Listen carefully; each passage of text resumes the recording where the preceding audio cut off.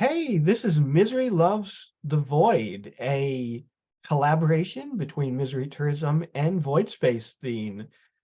We're doing this again, guys. We did this last month, and I don't know about you, Katie, but I think it went incredibly well. And so I'll let you maybe talk a little bit about Voidspace Zine, Katie, but one thing I want to emphasize at the top here is you guys have a real focus on interactive fiction, which I think is pretty cool given that Misery Tourism kind of started out as a gaming site before it became a lit site. Anyway, Katie, if you have anything to say at the top here, I'll hand it off to you. Yeah, fantastic. Thanks, William. Yeah, I just want to say thank you so much for inviting us back.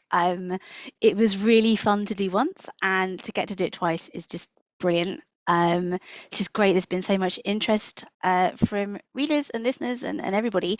Yeah, I always feel there's been a bit of an affinity between the Void Space and Misery Tourism, both in terms of, as you say, like the gaming heritage, but also in terms of, well, welcoming kind of a range of voices on the scene. That's something that's really important to me. I have, very broad tastes in the kind of lit that I like to read, and I love the fact that the Void Space just seems to encourage writers with all kinds of different experiences, different voices, whether on the more kind of tradfic end or the more transgressive end.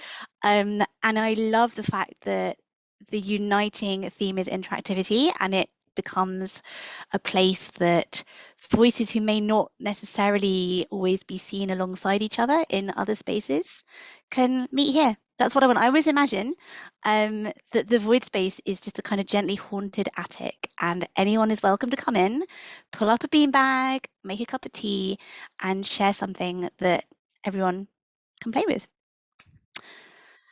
So, on that note, how are we going to do this? I can say we've got Yeah. a mixture of void space and readers and some of the more kind of usual misery tourism suspects.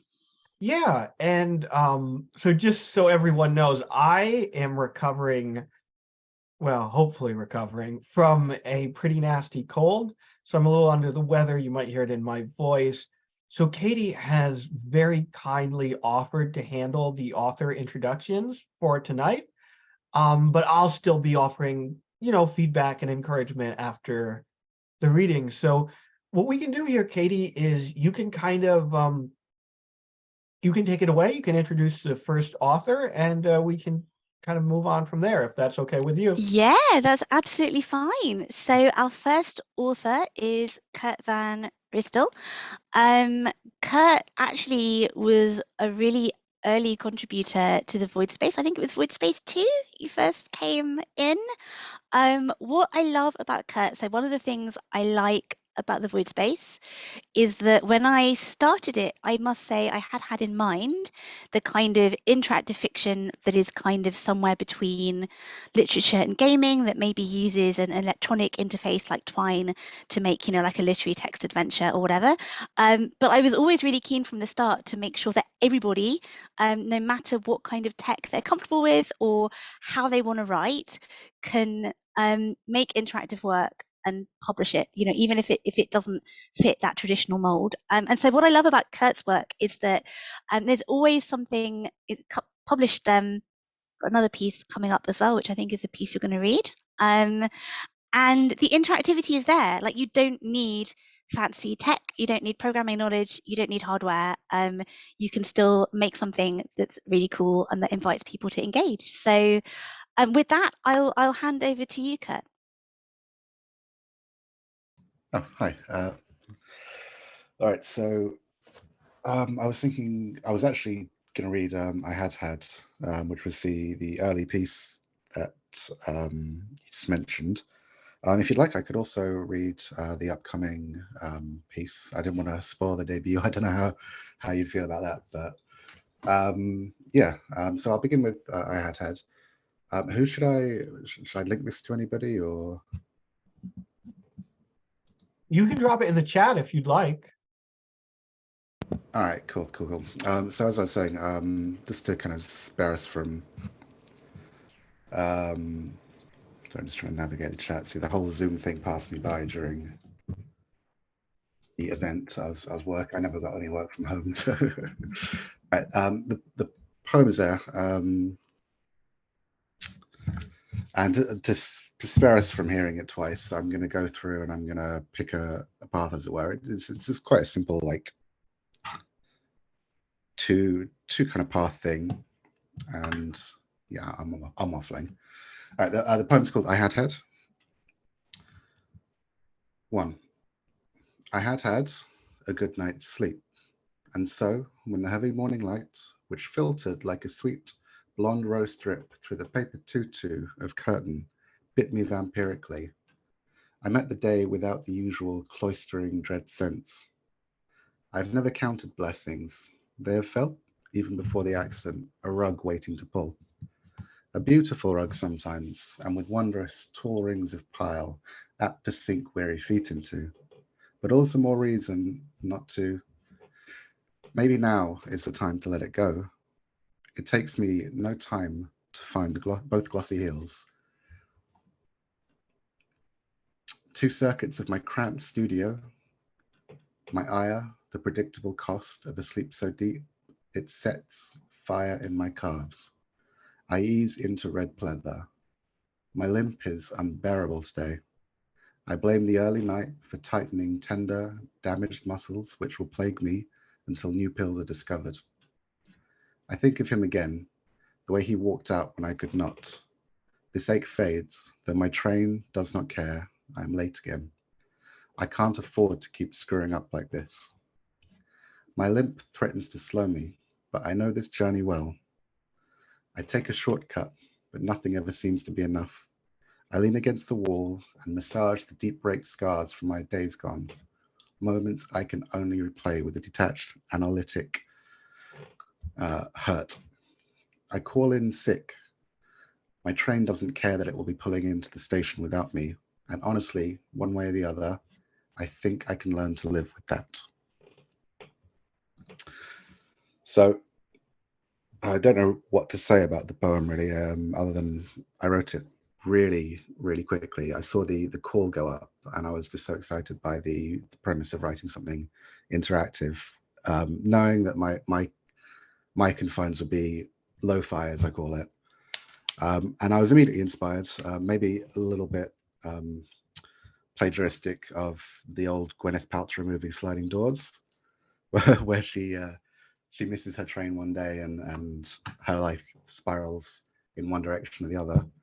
But yeah, that was one of those poems that just came out in a flash. Kurt, I really dig this poem. I really dig this poem for 2 reasons, man. First of all, I love your use of language here. And that's something that sometimes with interactive fiction, there's such a focus on choice and interactivity that the prose itself can be neglected. That is not the case here. Man, that in that first stanza, the blonde rose drip through the paper tutu of curtain bit me vampirically. That is an incredible, that's a gorgeous turn of phrase. Just incredible, man. But what got me about this, even more than that, and another way that it kind of totally undermined my expectations for interactive fiction, is this is almost a piece about the way in which the things that we think make a huge difference on our life don't matter. Like the way there are these things that, like the idea that you would end up with a very comparable outcome, whether you had the good night's sleep or not, whether you got wasted the night before or not, is I think such a cool and fascinating existential twist on the form. The degree to which these things that we attach so much psychological significance to might not be dictating our behavior, might not be influencing our day to the degree that we think they are, is really fascinating to me. And the way that you play with the expectations of interactive fiction to get there is awesome, I think. Anyway, I'm rambling, but I really dig it. No, I'm a massive rambler, so yeah. No, thank you. It's really, yeah, I think you hit the nail on the head there. I wanted this sense of, regardless of what happens, there are some days where you're just going to miss your train, and Right. it's just sometimes the universe just has it in for you, but we get swept up in these little moments and we think, if only I'd done this, if only I'd done that. The truth is, we can never know, but probably it would have wound up the same anyway, Absolutely. Now, did you have a second piece you were planning to read, or do you want us to move on to the next reader? I wasn't sure. Depends on how we're doing for time. Doesn't matter to me. We're doing fine for time from my perspective. So I do have a piece upcoming with Voidspace. Again, it's interactive in a slightly different way. This was a piece I wrote postcard sized, so it's A5. It's 2 columns. I might, if I can share the screen, perhaps. Absolutely.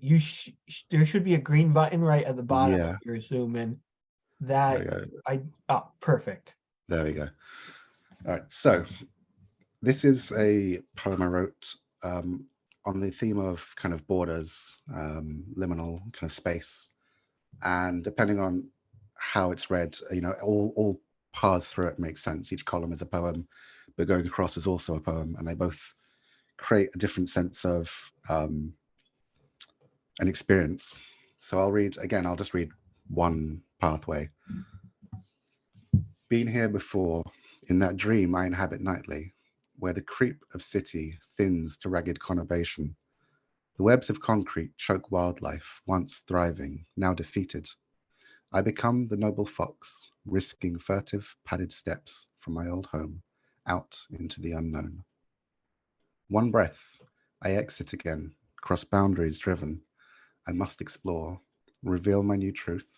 The stranger's land thieves my heart and home, my nature itself displaced. Those foul men, no more sorrow for such trespass. They stole in the night, erecting monuments to stand forevermore.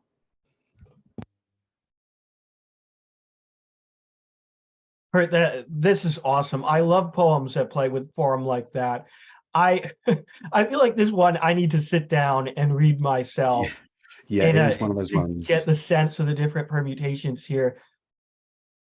But I am absolutely in awe of.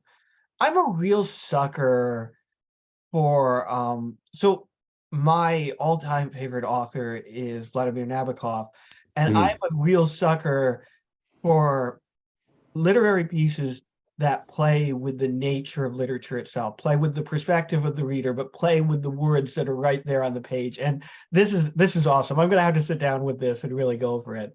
But yeah, man, thank you so much. Great thank you. stuff. Yeah, no, thank you. It's been a lot of fun, although I got a bit nervous, as you can probably tell. It's my first time ever doing a poetry reading. But maybe next time I'll be a bit looser. But thank No, you. I actually couldn't tell, in all sincerity. Um, we've been, I mean, honestly, though, we've been doing this for almost 3 years now, and I get nervous every Mm, time too. It's just the mm, reality of having an audience. But yeah, that was awesome, man. Thank you so much. no, thank you. Yeah, absolutely. Echoing William's thanks there. And yeah, I thought it was great. I love the fact that we're getting so many people doing their first readings as part of this. It's just everything that we want to encourage. So my next reader is Grim Bakaris. So I'm going to embarrass you now a little bit to say that Grimm was one of the sort of IF writers whose work I sort of got into a bit before I started the Void Space, and was kind of one of the people who I sort of hoped the Void Space would appeal to in terms of readership, whatever. So I was absolutely stoked when they decided to send in a piece for us to publish. Also, very early on, highlighted a big problem I have with the Void Space, which is that my spam filters hate interactive fiction. So I have to keep on checking my spam to make sure that I haven't missed some of my favorite submissions.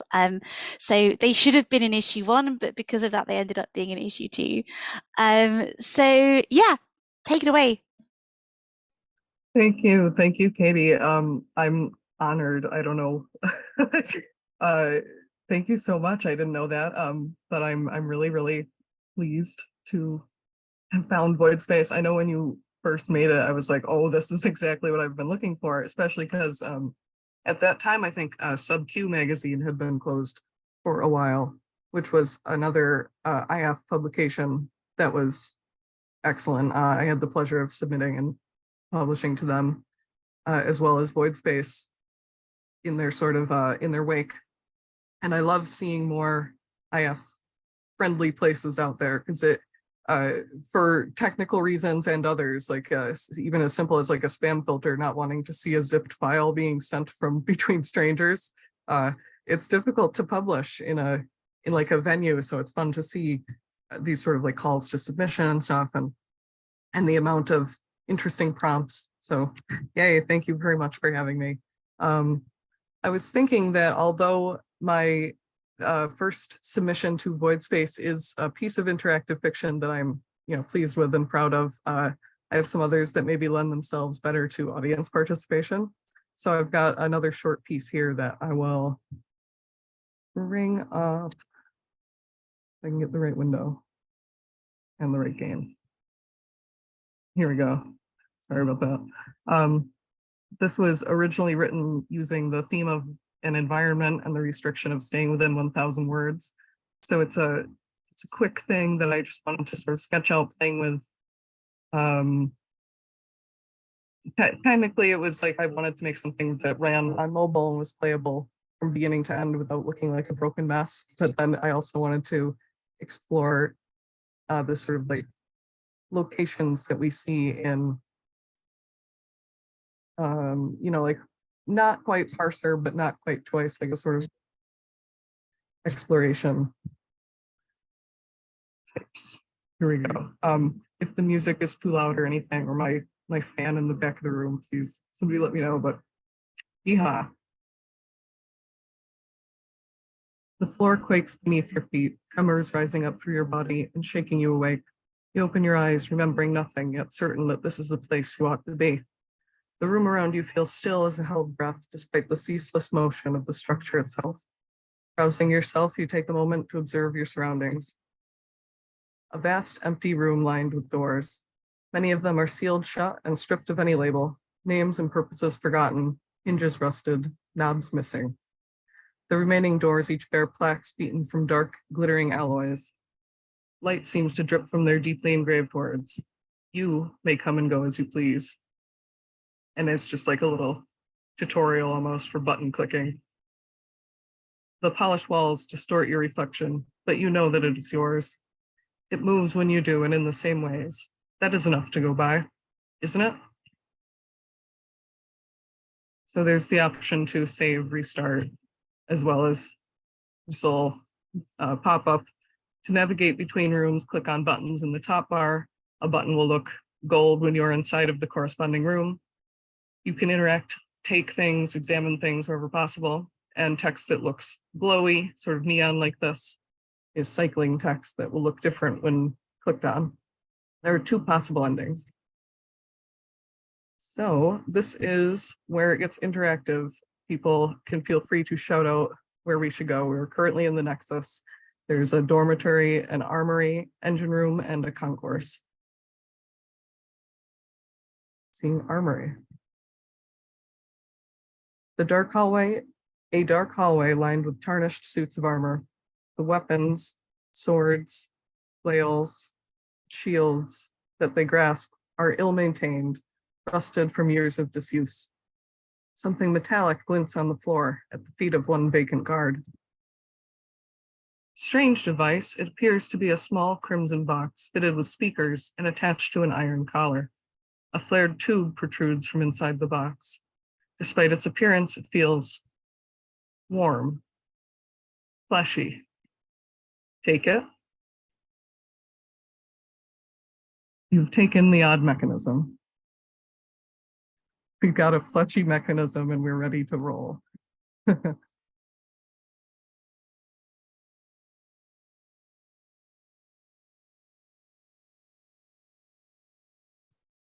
Let's head over to the concourse. Here, the floor is red and porous. There's a steep, spongy decline to a space where rocks, like great pearls, like broken teeth, create a clenched fissure in the floor. Jewels glitter in their pitted cavities. Examine. They're beautiful, but worthless. Excuse me, notification that popped up from Windows. Okay, sorry about that.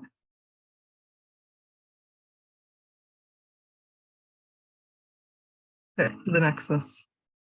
Vast, empty room lined with doors. Most of these are shut, but the few that remain that we haven't checked out are the dormitory and the engine room. Let's go. A crackling, industrious hum fills the air here, and as you advance into the gloom, you discover its source, a blazing fire atop a central dais. Other platforms, all empty, line the room. As you walk, your footsteps disturb great drifts of ash. You approach, you see that a creature perches upon the dais, clawed talons curled around the edge of the platform. Fire engulfs their body, consuming their feathered wings, but the blaze appears to spare their flesh.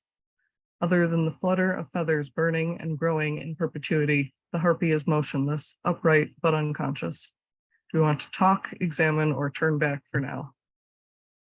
Let's chat. Something hot flows out of your ear. Not quite an intelligible speech yet. Let's try examining. Squinting into the blazing fire, you can see the many discrete bones in their wings, the iridescence of their skin, the hole punctured in their throat. No visible bindings hold them in place, yet they cannot move, cannot speak. Is this a captive creature? The harpy's blank eyes flicker, and they grasp at you with a great effort, fingers trembling. The stoma in their throat quivers, a voiceless plea. Let's give them the voice box. Reaching into the fire, you fasten the collar and set the tube into place within the stoma, feeling it slide past ridges of flesh and cartilage. Flames look at your knuckles. Blank white eyes follow your every movement. When the apparatus is in place, a metallic noise unfurls from it. A sigh, a sob, a strangled laugh. The harpy flexes their skeletal wings. Thank you. I don't remember when this was taken from me. The floor vibrates beneath your feet, the engine stalling. The walls are filled with a strange resonance. This ringing muteness settles on your flesh, sinks into your marrow. The harpy still crouches on the dais, head tilted to watch your every move. I know a way out, but I am weak. Will you help me once more? Can leave them for now to explore or carry.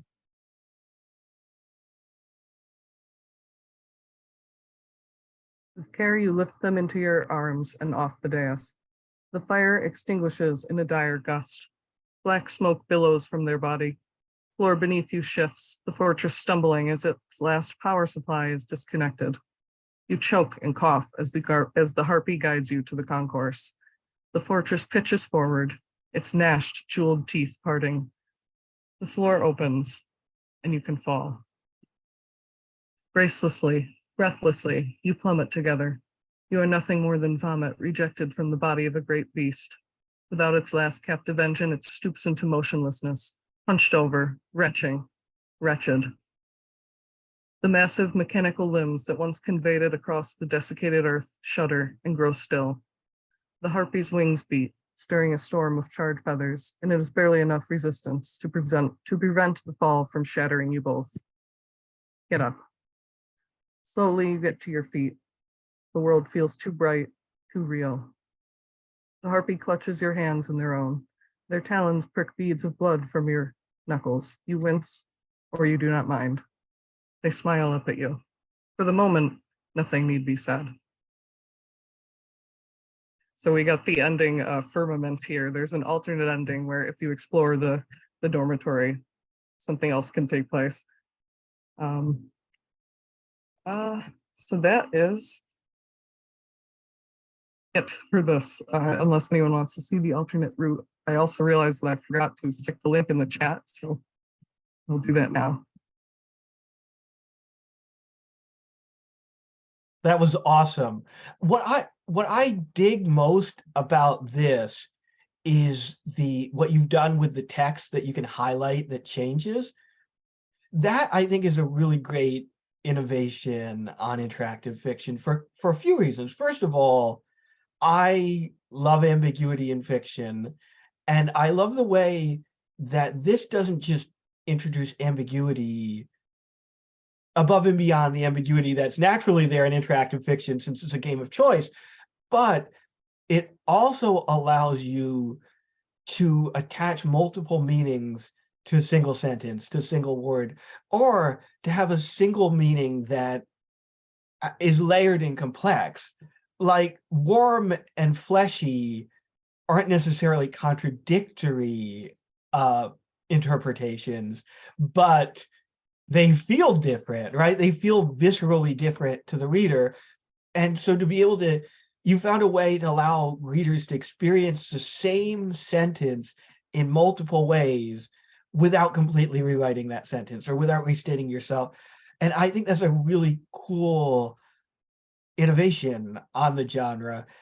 And I really, in general, dig the way that this piece is, it manages to be innovative while also being very intuitive. You know, it stretches it stretches the expectations of interactive fiction simply being a series of branching paths, but it doesn't do it in a way that would be hard for the reader or the player to grok immediately. You can still experience it without much friction, which I think is very cool. Thank you so much. I really appreciate that. And I'm also a big fan of that sort of cycling and changing of meanings and links, and especially with the economy of words necessary for this piece, it had to be within 1,000. So I had a lot of fun playing with things that were not always synonyms or antonyms, but sort of, again, like layers of something. Thank you. Oh, I had no idea that you were working within that constraint. That's cool. And I'm a big fan of constrained writing because it forces you to do shit like that. It forces you to be like, oh, I can't necessarily indulge my every impulse, but I want to get this point across. How the fuck do I do it? And I think you've done it eloquently here. So thanks so much. Thank you so much. It was a challenge to try and fit like two completely separate routes within 1,000 words. There were many and like characters, NPCs, items that I just completely cut because they wouldn't have fit, and because the two I kept felt like the most sort of meaningful experience or most interesting to explore within this small little snapshot. Yeah, oh, sorry. No, go on. Oh, I'm a big fan of the like the Final Fantasy style background text there, the the gradient stuff. What twine thing is that? What twine is that a thing, or is that something you made, or? Yeah, this is made with CSS, so custom style sheet with HTML that sort of enwraps your Gotcha. your text. So you Okay. create the custom CSS and then you use those classes to apply it with HTML to your stuff. And I definitely was going for that sort of JRPG text box. I remember I was looking at like old maker ones and I was like, I love this aesthetic. I want to do something with this, something just subtle and quick with scan lines and those blocky outlines and stuff. Love it. Thank you. I'm glad that hit. Yeah, no, that was awesome. Amazing. Yeah, thanks for that. I love so like my own little dabblings in IF writing. I'm really interested in using the form to explore imagined spaces, and I think it's a particular thing that you can do with this kind of structure that is hard to do in any other way. So yeah, absolutely love it. So on to our next reader. Our next reader is Liam Fleming. So far we've had a couple of people who submitted to very early editions. I think Liam's piece might be the most recent thing that I accepted for Voidspace 7. So I was just really energized by this piece, and I'm just really excited that it's going to be shared a little bit early. It's really cool. Hi, this is my first reading, so bear with me. This is my first time sharing a screen on Zoom, so let me try that too. Can everyone see this? Not.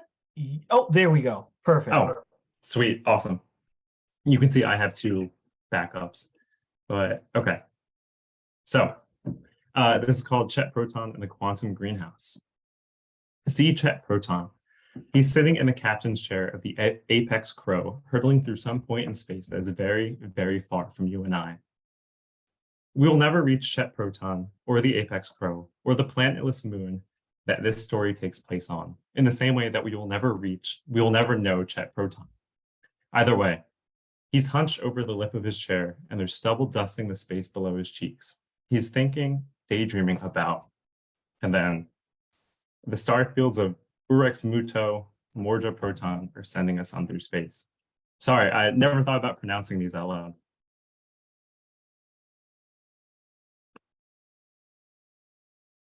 Okay, so.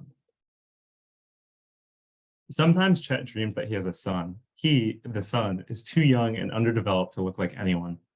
But Chet can see in the baby's eyes that there's something there. Chet wants this so, so badly, but the thought terrifies him. He pushes it out of his mind when it comes, swaddling the mind baby in blankets and linen and lying him carefully in an oblong saucer that pushes itself from the field of his thoughts and out somewhere into the empty space above his head.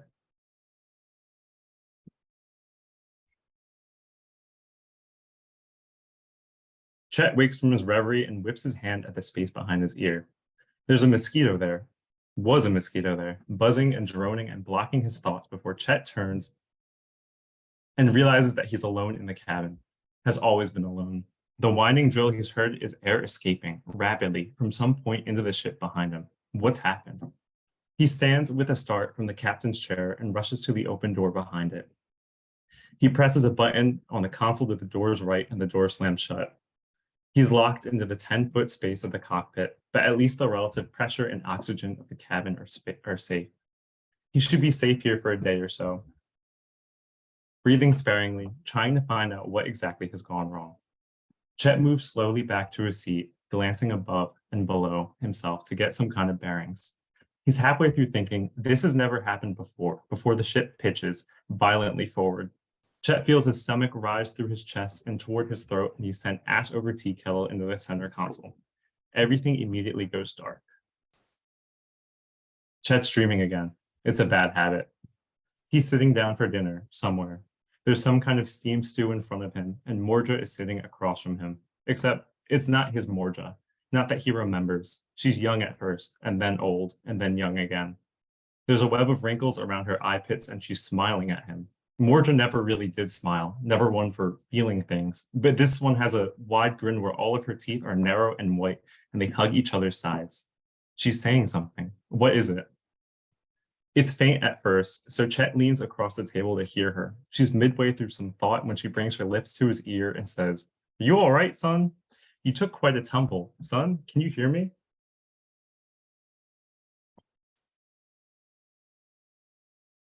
Chet tries to say yes, but the word gets caught in his mouth, and then Morja and the stew vanish, and he finds himself in some freighter. He's surrounded by wreckage, big metal shafts and bolts and tears, and suddenly he realizes that it's the Apex Crow, dismantled and ripped around him. The sky is pink and faint, and at the lip of the crater is a man yelling down to him. I said, "Son, are you all right? This looks like quite a spill." So where am I? I'm fine, actually, and ignore him.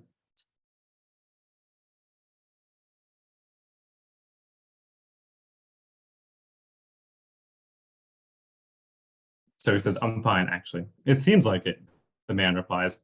"I've seen a lot in my days, but I've never seen a crash like that." He whistles, almost to himself. Well, the man looks back and forth, beaming a flashlight in the path of the wreckage. "This looks like a mess. I'd help you reorient yourself, but it's getting on towards night, which is a mite unfriendly around these parts. I'll tell you what.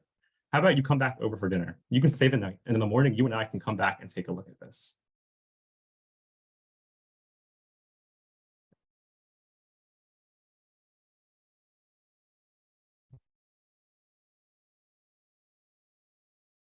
Chet looks at the wreckage and the ground beneath his feet, and then at the color draining from the sky behind the man. He accepts his offer. The man leads the two of them away from the pit and the wreckage. Chet limps a little at first, but gradually the pain fades, or he just gets used to the feeling. Over time, a small wooden farmhouse materializes in the distance. It looks like a sketch of frontier life in an Earth history his father once showed him, way back when. There's light streaming out of the house, and it looks cozy. As they get closer, Chet sees a long, lumpish rectangle shape a little ways behind the house. It emits its own bizarre glow. The house is quaint and warm. There's a soft rug that leads from the doorway and through a round corridor, at the end of which is the kitchen. Chet can see the sink from where he's standing. The man takes his shoes, thick, heavy boots, off, and he lays them by the door, and he asks Chet to do the same. The two of them head to the kitchen and sit at the table. There's a bowl with cut vegetables and some kind of milky broth steaming gently from a pot, and the two bowls are already set at the table.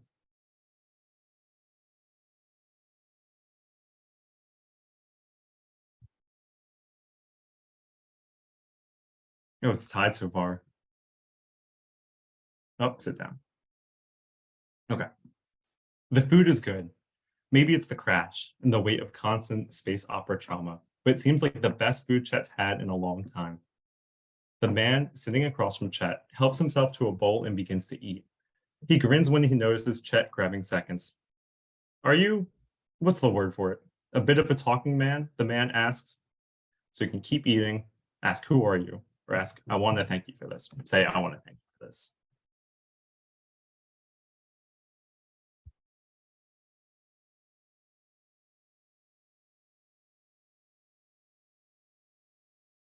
So it's 2 for thank you.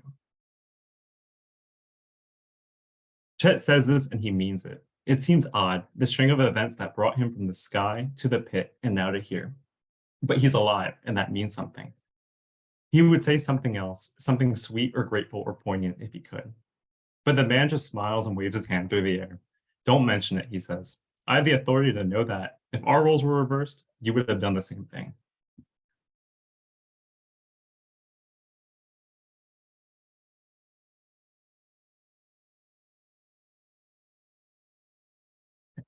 Two for eating. The two go back to eating their dinner. Chet continues onto a third bowl and is making soft sounds while he eats. If he hadn't almost died earlier, he would have been embarrassed. The man doesn't seem to mind, though. He watches Chet eat and grunt and smiles softly to himself. Chet slowly unhunches himself over the food bowl and settles back into his chair. He feels satisfied and content. There's this tiny, nebulous dread, though, that settles into the back of his brain, coming in tandem with the realization that tonight could be normal. Nothing wild or dangerous or otherworldly has to happen. Yes, he fell from the sky.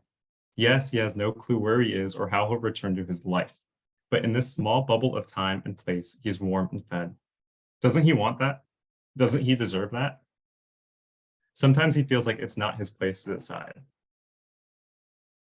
Either way, the man stands from his spot at the table and looks at the clock on the wall behind Chet's head. He thinks for a moment, his index finger hooked under his chin like he's a detective, and says, now, I want to start by saying I'm not much of a drinker, but it's not often that I get many visitors around these parts.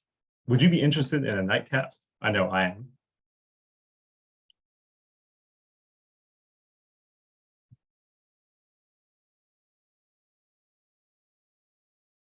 Ooh, it's tied for accept and refuse. Refuse, oh wow, okay. Chet declines. He has nothing against drinking, but he's tired. It's been a long day. I like the idea, but I think I'd rather just go to bed, if it's all the same to you, he says. The man nods back in response. Not a problem at all. If you follow me, I can show you to your room. The two men stand from the table and leave the room, the man leading and Chet following a step or two behind. The man leads Chet back down the hallway into a set of steps that leads to the second floor. For a moment, Chet is almost sure that there wasn't a stairway here when he came in, but he pushes the thought away. At the head of the steps, the man pivots and faces Chet. He's a few steps above him, but with the distance between the two of them and the darkness coming from the space behind him, he looks like he's towering over Chet. No longer man nor farmer, but something else entirely. Your bed is going to be down the hall to the right, he says. You can go there now, and I'll go back and clean things up from dinner. Chet makes a half-hearted show of saying that he'll come down and he'll help clean, after all, because he ate too, didn't he? Until the man waves the suggestion away. There's no need for that. You're my guest, and I don't mind cleaning. But before I forget, I need to tell you something. Of course, you're welcome in my home, and if you need to get up and stretch your legs, that's fine by me. That being said, I have to warn you, do not go into the greenhouse. It's the only thing I ask, and I hope you can respect that. Chet's bedroom is small, and the bed is firm, but not uncomfortable. He sits on the side of the bed and takes off of his boots, and unzips his jacket and lies down slowly, on top of the covers in his pants and shirt. He runs his hand through his hair and exhales. He falls asleep. He does not dream. Chet, this particular Chet, is going to wake up the next morning. He's going to feel refreshed, and when he leaves this room, he's going to find that the house is completely empty. All of his things, jacket, boots, blaster, and the like, will be by the front door. He will call out into the house for the man, but no one will respond. This is okay. Things are proceeding this way, but they don't have to. Do you understand? When Chet walks through the front door, he's going to find a clear path of footsteps that will lead him back to the apex crow. It will stand in the crater of this planetless moon, and it will look good as new, unblemished, but not unhurt. Chet will take this as a confusing but calming sign. He will get back on the ship, leaning back in the pilot's chair, and drag himself out of orbit and back to the unknown. He will not dwell on this past night.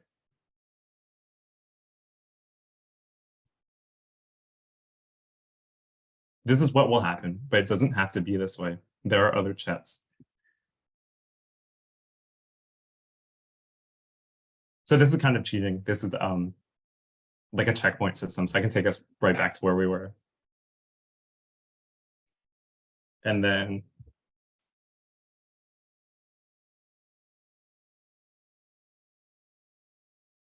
so if you guys want, I can continue and go the other path, which is accept a drink. Okay.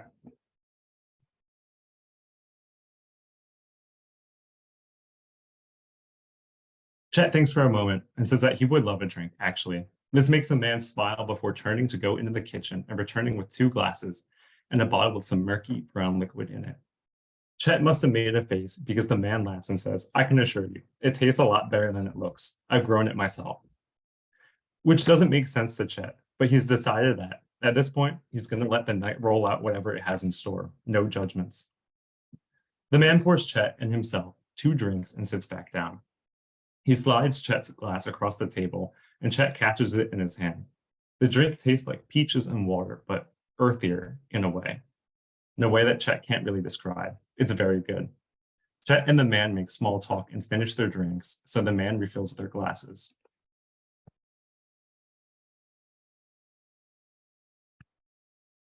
I'll tell you what, the man cuts through the conversation they were having about the weather on this particular moon.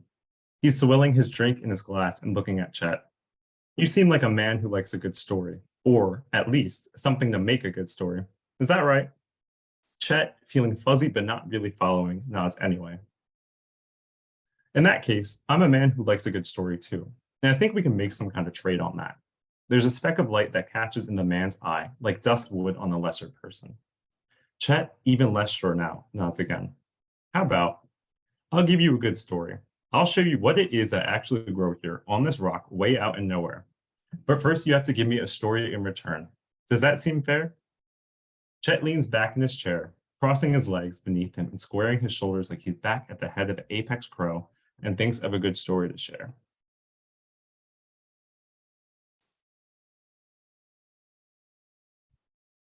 All right, we got 2 for Tulpa, 1 for First Love. I'm gonna take a sip. 3 for Tulpa. Well, one time I was sent to this planet. I forget the name now, but I'm sure it'll come to me at some point. Either way, this planet was not as developed as somewhere like Earth or Rygon or where I'm from, but it had human life. Actual human life that had not made contact with the outside world. It had people and religion and society, but not our people or our religion or society. I don't know if life on this planet had started later than everywhere else or just took its time in developing. But landing here felt like I'd landed in the Middle Ages, in a fairy tale. And this planet had a problem. And the problem was, do you know what a tulpa is? No, tulpa, like you're saying polka. Well, it's this thing you can make if you think really, really hard. It's like an imaginary friend. You sit on some mat somewhere and you imagine the different features of their face and the different qualities of their personality and how they get along with other people. And eventually they become real. Not real in the physical sense like me or this table, but real to you, like an imaginary friend with its own idea of itself.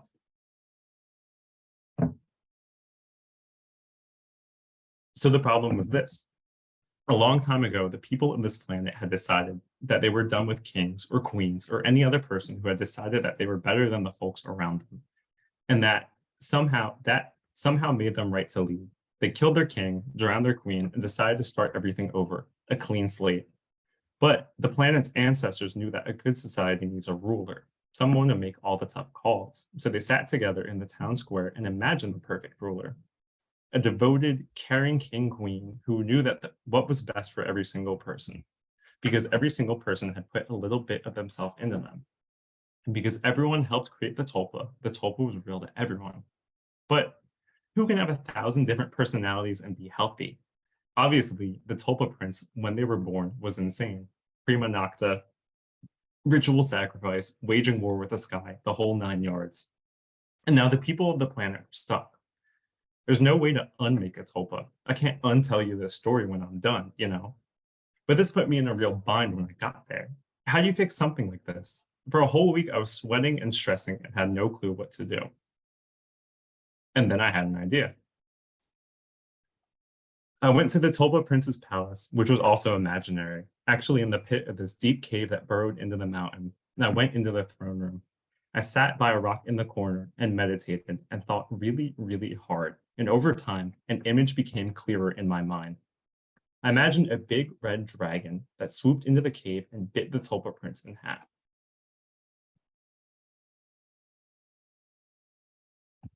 The man sits back and smiles. You know, I wasn't sure at first if this was going to be a good story, but it turned out okay. He looks at Chet and then the table and then at his hands and then back again. I guess that means it's my turn to pay up then. The man stands and pushes his seat into the table. Follow me, he says. There's an authority in his voice that wasn't there before. And Chet, curious, can't help but listen. The two of them leave through a door that leads out into the backyard. In the short distance stands the big, almost monolithic, rectangular object Chet had noticed while entering the house earlier. In the fading light, it had a faint glow, barely separate from its own surroundings. But now, the object burns bright, almost impossibly so. Chet has to keep a hand over the tops of his eyes to even look directly at it. The man notices the look of confusion on Chet's face. I know it doesn't look it, but it's a greenhouse, which to Chet suddenly makes sense. The man would need somewhere to grow crops, and it obviously wouldn't be on the barren fields of the moon around him. He's about to reply, make some kind of small talk in response, before the man opens a small door on the greenhouse's face. He ushers Chet inside, and Chet, crouching to clear the doorway, walks into the greenhouse. There are 3 key observations that come to Chet when he enters the greenhouse. Only one of them makes sense. First, where it was cold outside the greenhouse, it is warm and humid inside. Second, the exterior of the greenhouse, even though it felt odd to look at, had a definite shape and volume.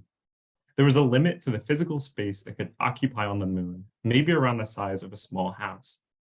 But the inside of this greenhouse, Chet whipping his head to his left, right, and beyond to be sure of this, is much bigger.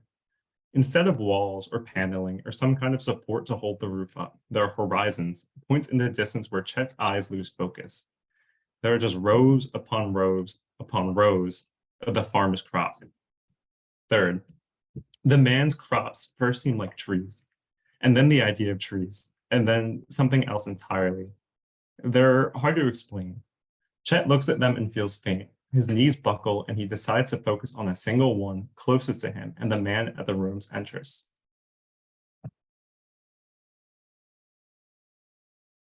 Clearly, it's meant to look like a small tree or a thin bush, but Chet isn't sure that's what it actually is. It has a narrow single trunk that extends into a series of bare branches, like sets of hands reaching into the sky. Each branch opens into 2 slimmer branches that extend in opposite directions. These smaller branches, twigs or sticks or fingers even, extend into their own sets of smaller branches, which grow and extend into their own branches. One branch that extends from the trunk of the tree divides into 2 smaller branches, and then so on without ending. Chet can barely do the math in his brain to make sense of what he's seeing, but it's here. Some glowing miracle crop that grows infinitely, infinitely smaller, infinitely wider, infinitely taller into the space above it. Chet feels a migraine coming on. On an impulse, Chet reaches out and grabs one of the trees. There's a blank pocket of space in Chet's mind. He sees a woman. She's either born or not born.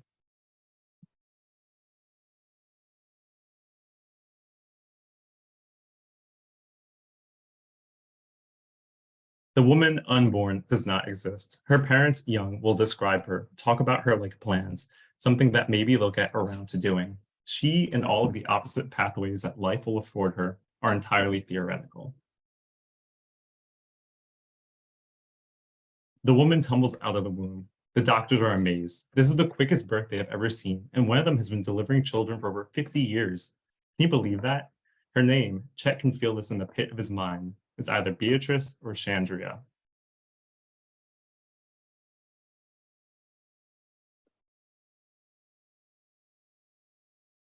Okay, we got 2 for Beatrice and 1 for Chandria. Beatrice grows up headstrong. She's confident, able to talk down any man, woman, or child to get in her way. And why shouldn't she? She's got an honest place in this world, and she needs to defend this. She wants to be more beautiful, more cutthroat, more of an already existing version of herself. She will either meditate or offer something valuable for this.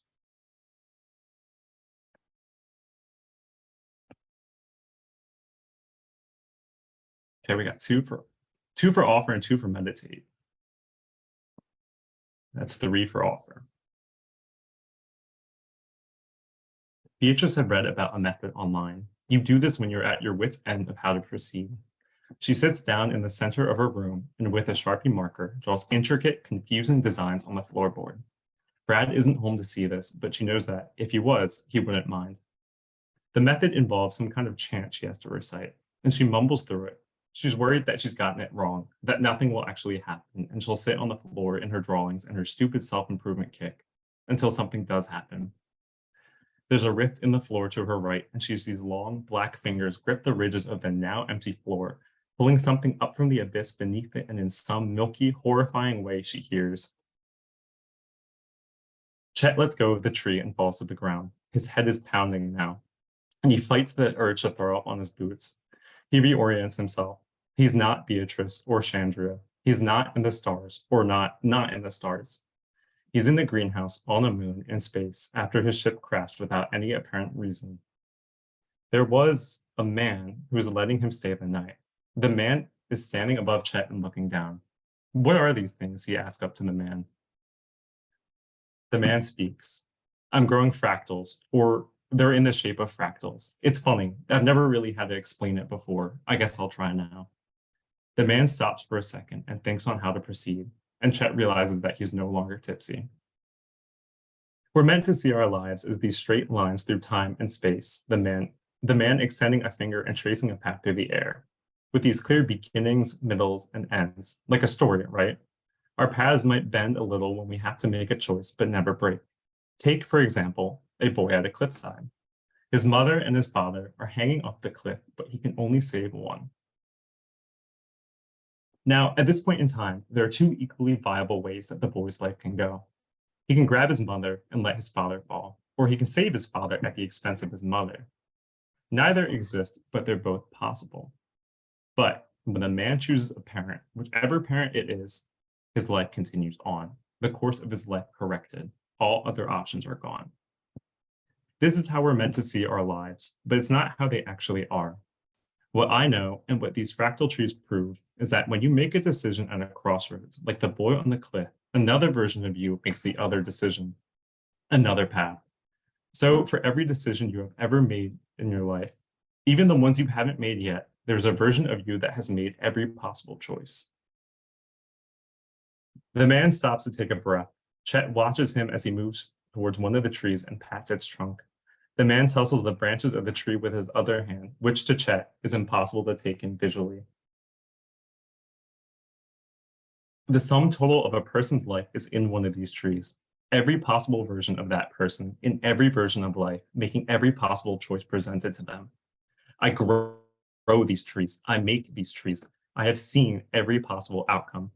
It is a job that has to be done, and I have done it, and done it well for longer than you can imagine. Do you understand what I'm saying?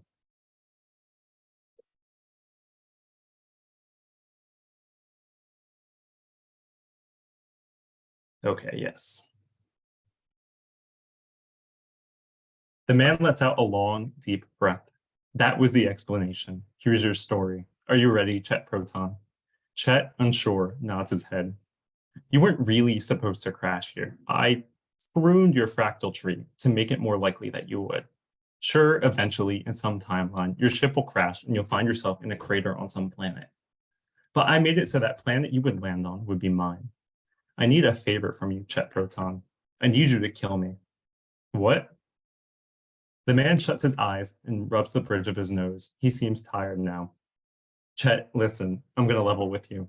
This job, this thing, this life that I lead, it's exhausting. I've been right here at this for a very, very long time. I've stopped counting. I've stopped trying to count. Being here, growing these trees, seeing everything that could happen to every person every time, it gets old. I've seen enough. I don't want to know everything anymore. I learned the hard way long ago that there are only a handful of truly unique, distinct things that can happen in a person's life. Everything else is just a repeat, some approximation. I don't care about this all. I haven't for a long time, but it's a job that has to be done. I just haven't thought to do anything about it until now. Chet watches without responding. The man's breath hitches. He seems manic, almost. Chet, listen, you have to understand. This isn't a one and done thing. I put a lot of thought into this. You're not randomly selected. You were the right one for the job. You know this. I mean, come on. You know this is what you want, to settle down, to stand still. I've seen everything you've done and a little what you will do. And I know that even though you were smart and you're headstrong, you were tired of the life you lead. You want something less. Is this persuasive? For a moment, this makes sense. He's about to say something to break the silence when a man beats him to it. I'll tell you what, I'll sweeten the deal. Kill me or I'll kill you.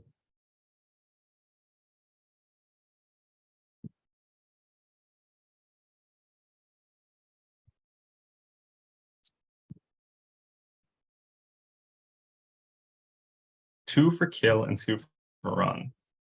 3 for kill. Let's kill him. Chet reaches slowly toward the laser pistol at his side. The man grins and whispers thank you, but Chet is not sure who it's directed towards. Chet pulls the trigger.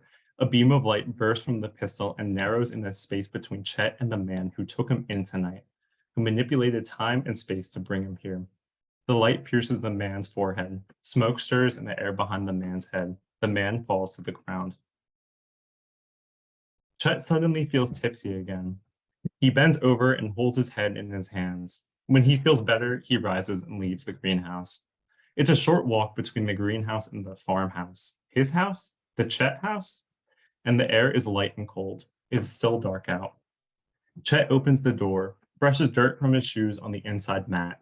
Their dinner is still sitting on the table. Eating it feels like hours ago. So he takes it into the kitchen. He scrubs the pot clean. He puts the dishes away. When all is said and done, Chet finds his way into the man's bedroom, his bedroom. He expected it to be cluttered and dirty, with clothes on the floor or any kind of life to mistake, but there's nothing.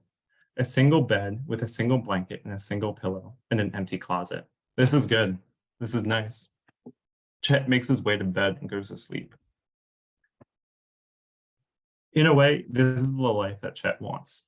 He's alone, perfectly alone, and sometimes that makes him happy, or something approaching happy. Every morning, Chet sits with a cup of coffee and watches light spill across the sky and color the moon floor. It's quiet, but sometimes the sound of the wind keeps him company. In the afternoons, Chet goes on walks. The moon isn't too big, as far as moon goes.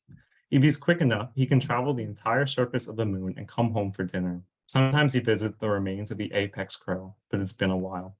It had been beyond repair when he crashed, and by now has eroded into bits of metal and smaller nothing.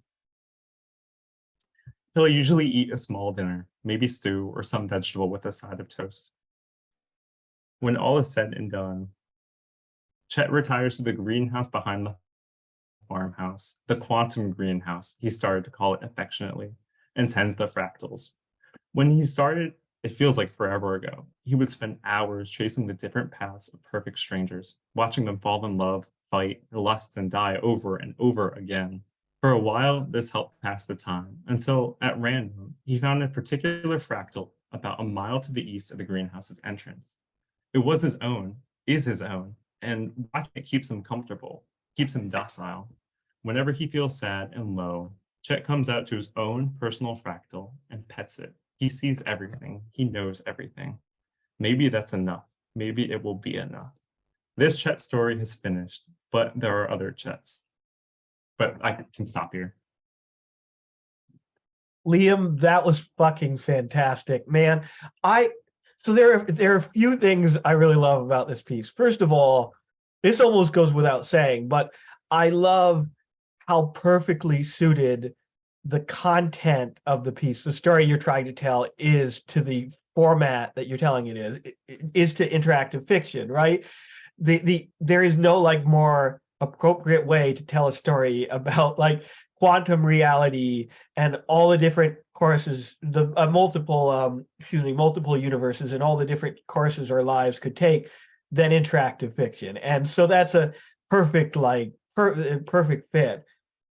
But I also really dig what you're doing with the idea of a space opera here, because you both fully fulfill all the promises of a space opera, but also totally subvert like our expectations for it. Because yes, you do get to go to a strange world and experience a reality you wouldn't experience otherwise. There's just as much like inventiveness and weirdness and sci-fi oddness to this reality that you've created, so that you fully fulfill the expectations of a space opera that way.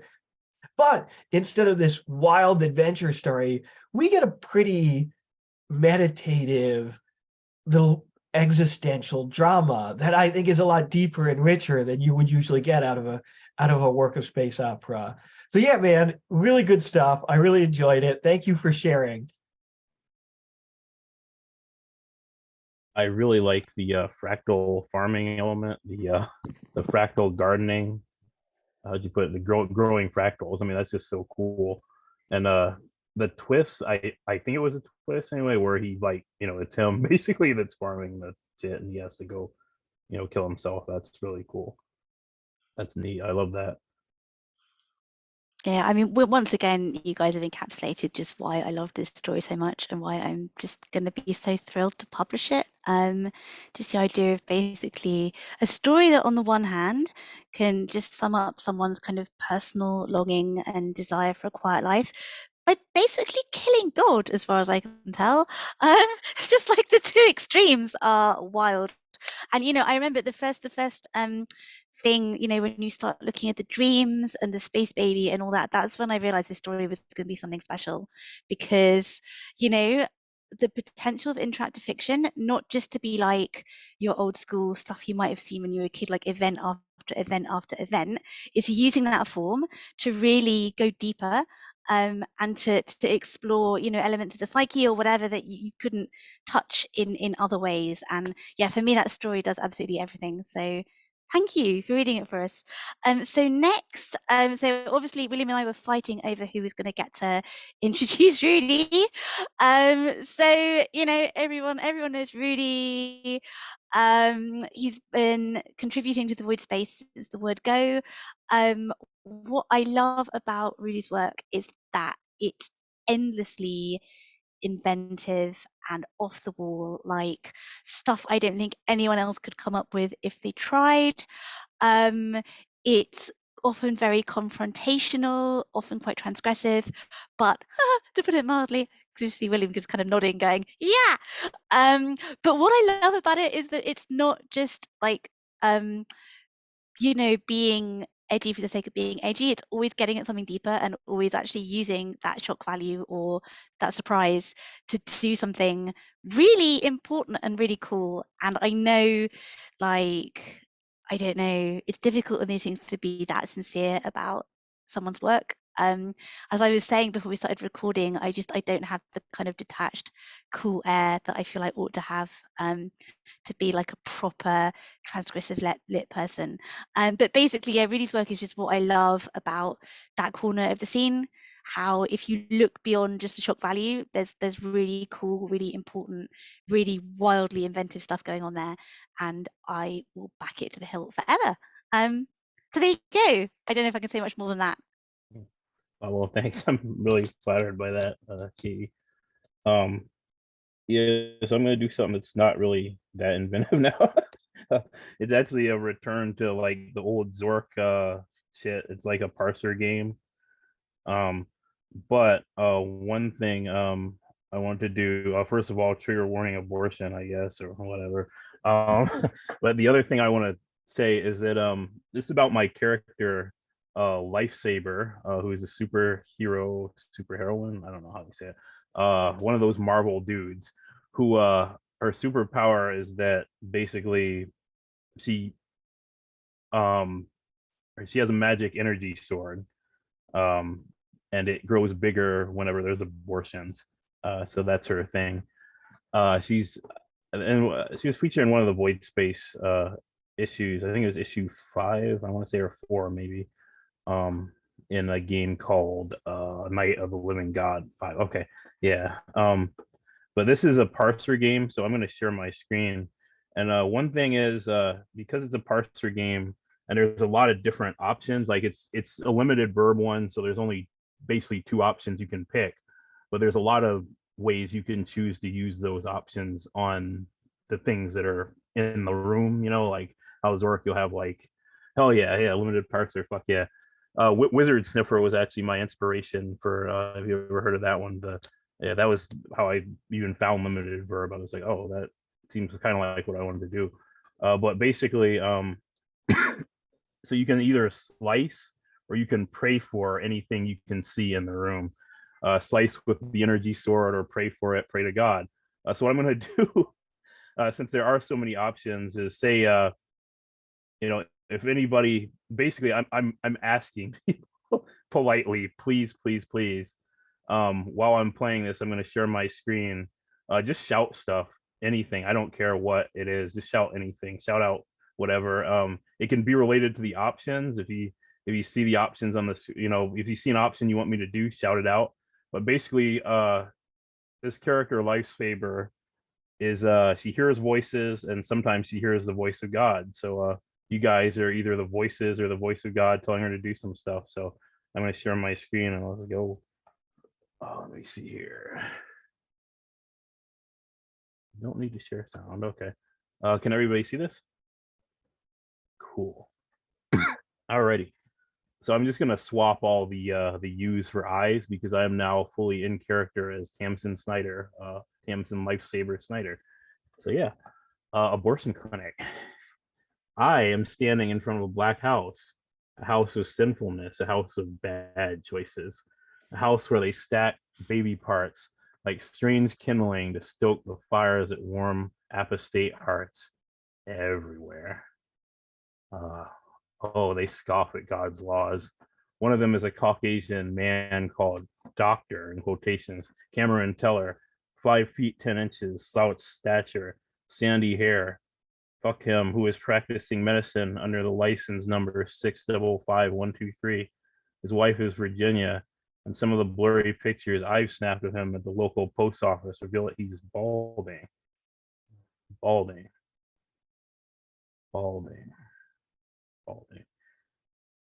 I can't imagine going anywhere else. So I can slice or pray for anything I can see.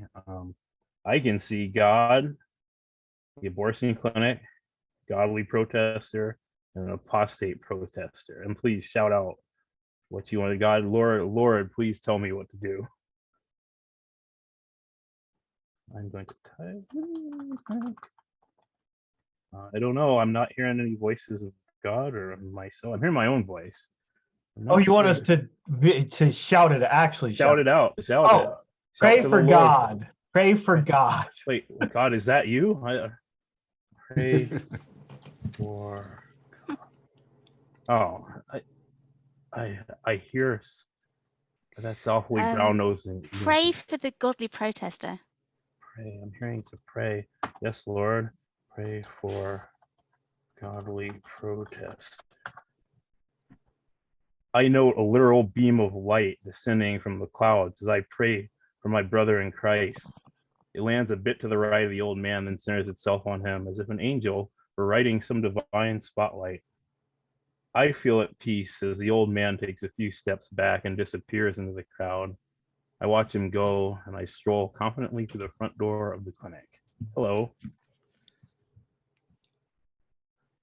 Yeah, so I see. I want to say slice God, but I feel like that might be a game-ending move. I was going to say. I was going to say, I'm I was hearing- saving that one up for the end. Yes, don't- if we The can't sword needs slice to be God, bigger.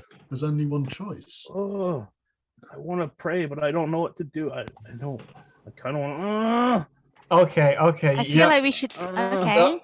Let's slice the secretary. I feel like we should probably slice the secretary. The I can't quite invasive believe we're voice going to is be made to saying, do this. Yeah. Slice the Okay. secretary.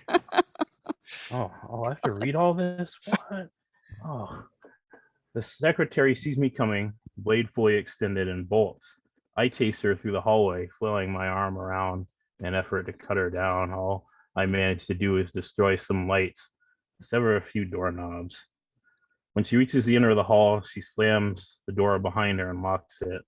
I can hear her and another woman talking, and I can also make out the sounds of a cabinet being slid across the door and used as a barricade. I stop at the door, blink, then knock instinctively. Confused voices can be heard from across the threshold. I step away from the door, frowning, and slash diagonally with my weapon, Sword of God. My first attempt cleaves the door and the filing cabinet that was braced on it in two. Okay. I kick through the detached half door and enter the room. I'm now in the back room of the abortion clinic. Ugh. Oh, smell there. There is a smell here that I've experienced before.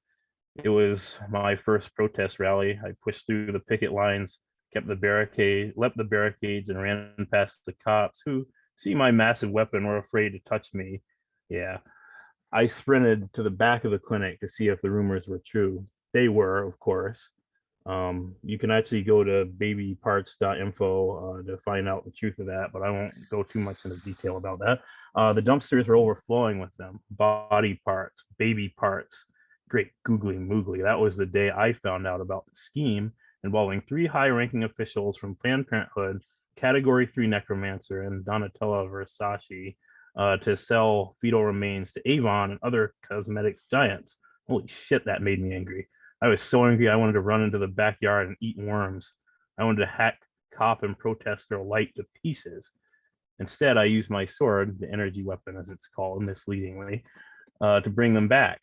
That day, the red-purple goo of that dumpster mixed with the pink-purple of my sword's light and raised those fetuses from the dead right there, their souls. I gave them back their souls. I whisked them away, far away from there that day. Into the night, I marched their broken bodies in a love parade, a grand one like the Madonna song, but with less glorification of false secular consumerism, that ended in a wooded area where I made small talk and sang hymns while I dug their graves. Now, in the present, I sniff the air, looking for the source of the odor. There must be dead babies here in this building. You put pray for unborn on your things. I put pray for unborn, and you should too, on your list of things to do later. Was it already there? Yeah. So I'm gonna put that on the top. I see abortioner Horowitz, a scared teenager, and God here. Slice God. Okay. Wait a minute. Is God? Are you telling me? Slice God. Yeah, fuck it. Slice God. Oh, come on, Yeah. God. God is everything, but you attempt to break him down into smaller parts. That that my mind can comprehend his greatness. For me, God is some kind of pie chart. 50% of God is a feeling or void of feeling I get when I know I'm on the right track with something. God is lack of anxiety, Depakote. Another 20% of God is motivation. Get up, get the mail, go shopping. Somewhere between 27 and 28% of God must be the weapon itself that does the cutting. Fuck this weapon, power, whatever. This is me. I'm no soldier, oh God. I could never be McVeigh. I'm no strategist, no Bin Laden. I'm no high school graduate, let alone academic prodigy recluse. I'm no Kaczynski. 2 to 3% of God is neck tingles. Oh, I love neck tingles. I feel them right now standing in this lion's den of clinicians, cardboard belief statements, and volatile young people ready to wipe it all away. Pray for abortion or Horowitz. Oh, no. Yes. No. Pray No. For, yes. No. Yes. God damn Pray it. for pray abortion it. or Horowitz. We compel you. Oh, I'll have to read more. God, can't you read? I absolutely cannot pray for Abraham Horowitz, the so-called sword of the third trimester. His apparent gift of X-ray vision has certainly led his career, and he is said to regard himself as a quote-unquote expert in fetal anomaly. If he had slightly more initiative, he could have founded his own practice instead of being Teller's lapdog. But the things I've read about him, his frequent change of jobs, his outspoken political beliefs, the fact that he's probably assisted in more late-term abortions than anyone else in the state, have made him seem more like some kind of kingmaker for far-left choice advocate doctors. The power behind the swivel chair, the Grima worm tongue of baby killers. Either way, this guy's a piece of shit. I'd fucking say something for, I don't know. You know those mumble rap songs where they mumble, they say something and they mumble the rest of it. That's what I do, bro. Fuck this guy, honestly. I feel my sword growing just thinking about this, Phil. I leave him to his own devices and start walking towards the office of the boss man, Teller's office. As I move into the room, I feel a presence watching me. I'm not sure what it is. A thing I can't make out rustles somewhere in the closet near the room's north side by the window. You absolutely have to pray for that trembling cardboard box. Yes, Lord.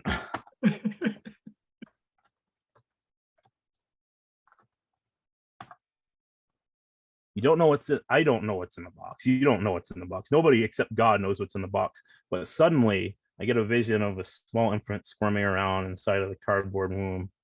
How did it get there? Who is its mother? What's the gestation time on cardboard humans? For a moment, I consider asking God if I can take it as my own. It doesn't have an owner, right? Can I keep it, Dad? I want to ask.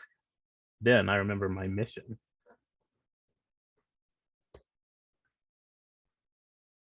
Slice the trembling cardboard box. Yeah, it's moving around. There's got to be something in it. Oh, I slice the box apart with one sweep of my hand. I walk over and kick the top off and find a dead greyhound inside. Its head's like, come on. The dog was probably the office mascot. As I stare at the animal carcass in shock, a man leaps from some secret pocket of my peripheral vision and jumps out, no, through the window, shattering it with a loud crash. I follow as quickly as I can, cutting myself badly on the broken glass. Ow, but it's too late. By the time I get my bearings, Teller has reached his Fiat, parked in a clandestine garage in the back of the clinic, of course, and roared away as fast as the wheels can carry him. Unbelievable. And that's the end of the, yeah. So what did we have to do to get him? Hold on, let me now remember, there are things you can't see that you can also do things to. So could we have like type slice Teller in that last room or something to basically guide him even though he wasn't there? You Well, he can't see wasn't him. He was visible. not. He wasn't visible. So yeah, that's basically that. I thought he was hiding in the cardboard box, to be honest with you. That's what he wanted you to think. I'm such a sucker. I fall for these things. Now, Rudy, I am pretty sure you've showed me this game before, right? This is not super new. This isn't a new game. No, I actually just brought this out. I fixed a couple things, but yeah. Yeah, no, I remember playing this, and as usual with your stuff, everything that Katie said at the beginning is true. Like this is very innovative. It's transgressive in a way that actually tries to grapple with the psychosis of this character, with a certain kind of psychotic personality.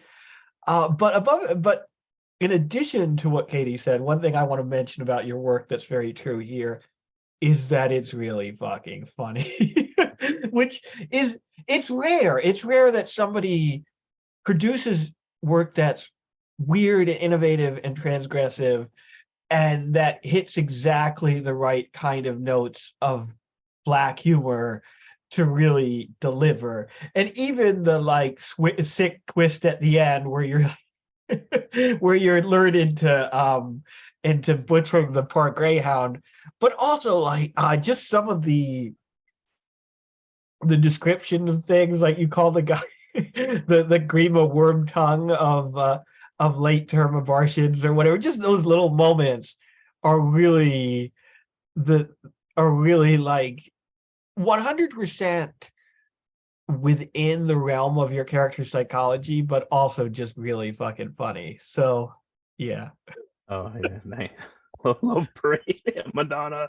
I love the. Oh, that reminds me, my absolute, speaking of the funny parts, my absolute favorite one is the weird conspiracy that she imagines at the beginning that involves Donatella Versace Dude, I was just gonna say that. Donatella and Versace Avon. was the most poignant name drop I have heard in all of my listening to literature on these shows. Well done, sir. Yeah, thank you. I was gonna say I almost did the Kanye thing and mispronounced it, like Versace or whatever. I could have done that, but yeah. Yeah, I apologize for that, for how stupid that was, but yeah.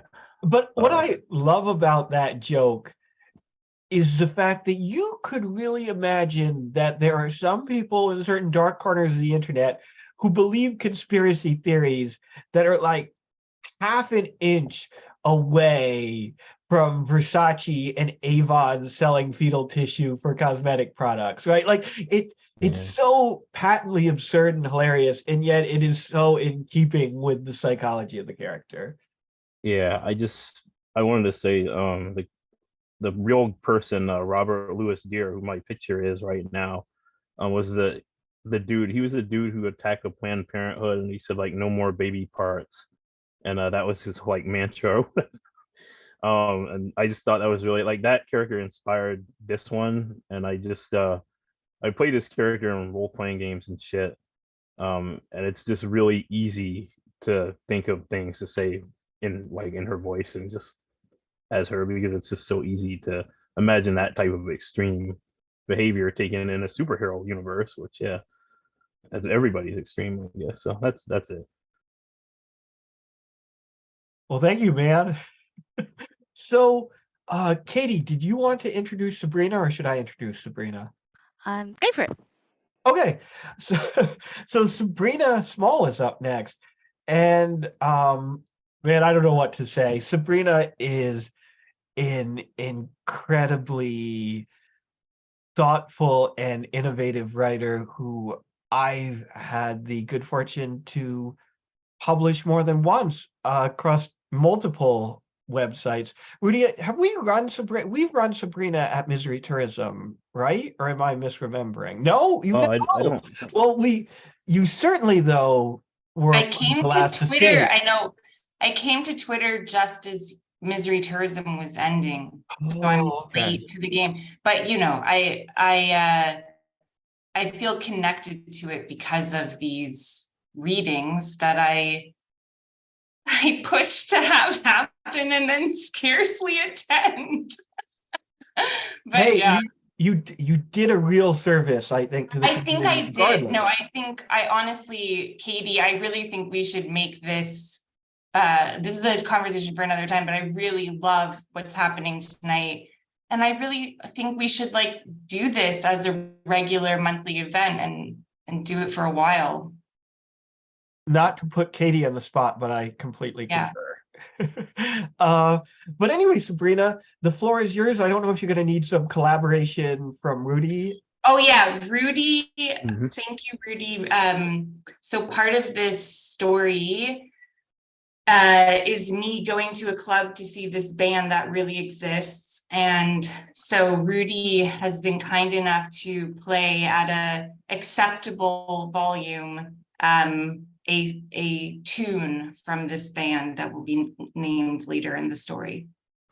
Awesome. So I'm just going to share my screen if that's okay, and I'll share a sound on it. Go to- for I'm it. just gonna get a little water really quick. I'll go ahead and get set up then.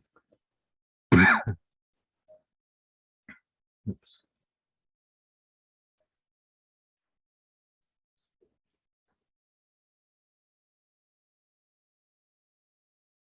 Okay. Please let me know if the volume's okay or if I need to lower it.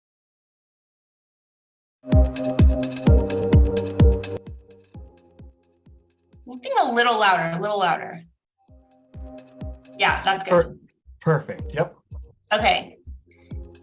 Victoria sent a message. Hi, Sabrina. How are you? Me and Colin are performing Saturday. It's really short notice, but if you feel like listening light electropop music and see us on stage, you are very welcome to be our guest. I will gladly put you on the guest list. White heart emoji, Victoria. If it hadn't been such a dead week, I would have declined the invitation. The band is called Can ? Guru, and the vibe when I listened on Spotify is Euro Trash Vanity Project. It felt healthy to accept an invitation instead of continuing to numb myself with weed and TV. I went because I was restless, lonely, and finding no escape in solitude. February body, February skin, February acceptance of the current package that is me. Accept the invitation and the self. I think if I can leave from this place, I might feel joy again. Called Privat Club, a name so shockingly lazy and unclever, I suspect dumb gangsters are behind it. The cover is $12.50, equally shocking. I settle into the nearly empty space. The people here are old. I'm talking 60 as a median age. I order a Pilsner on tap for $4.50 and tip it to $5. Can ? Guru goes on stage, and the uncanniness of the situation is immediately apparent.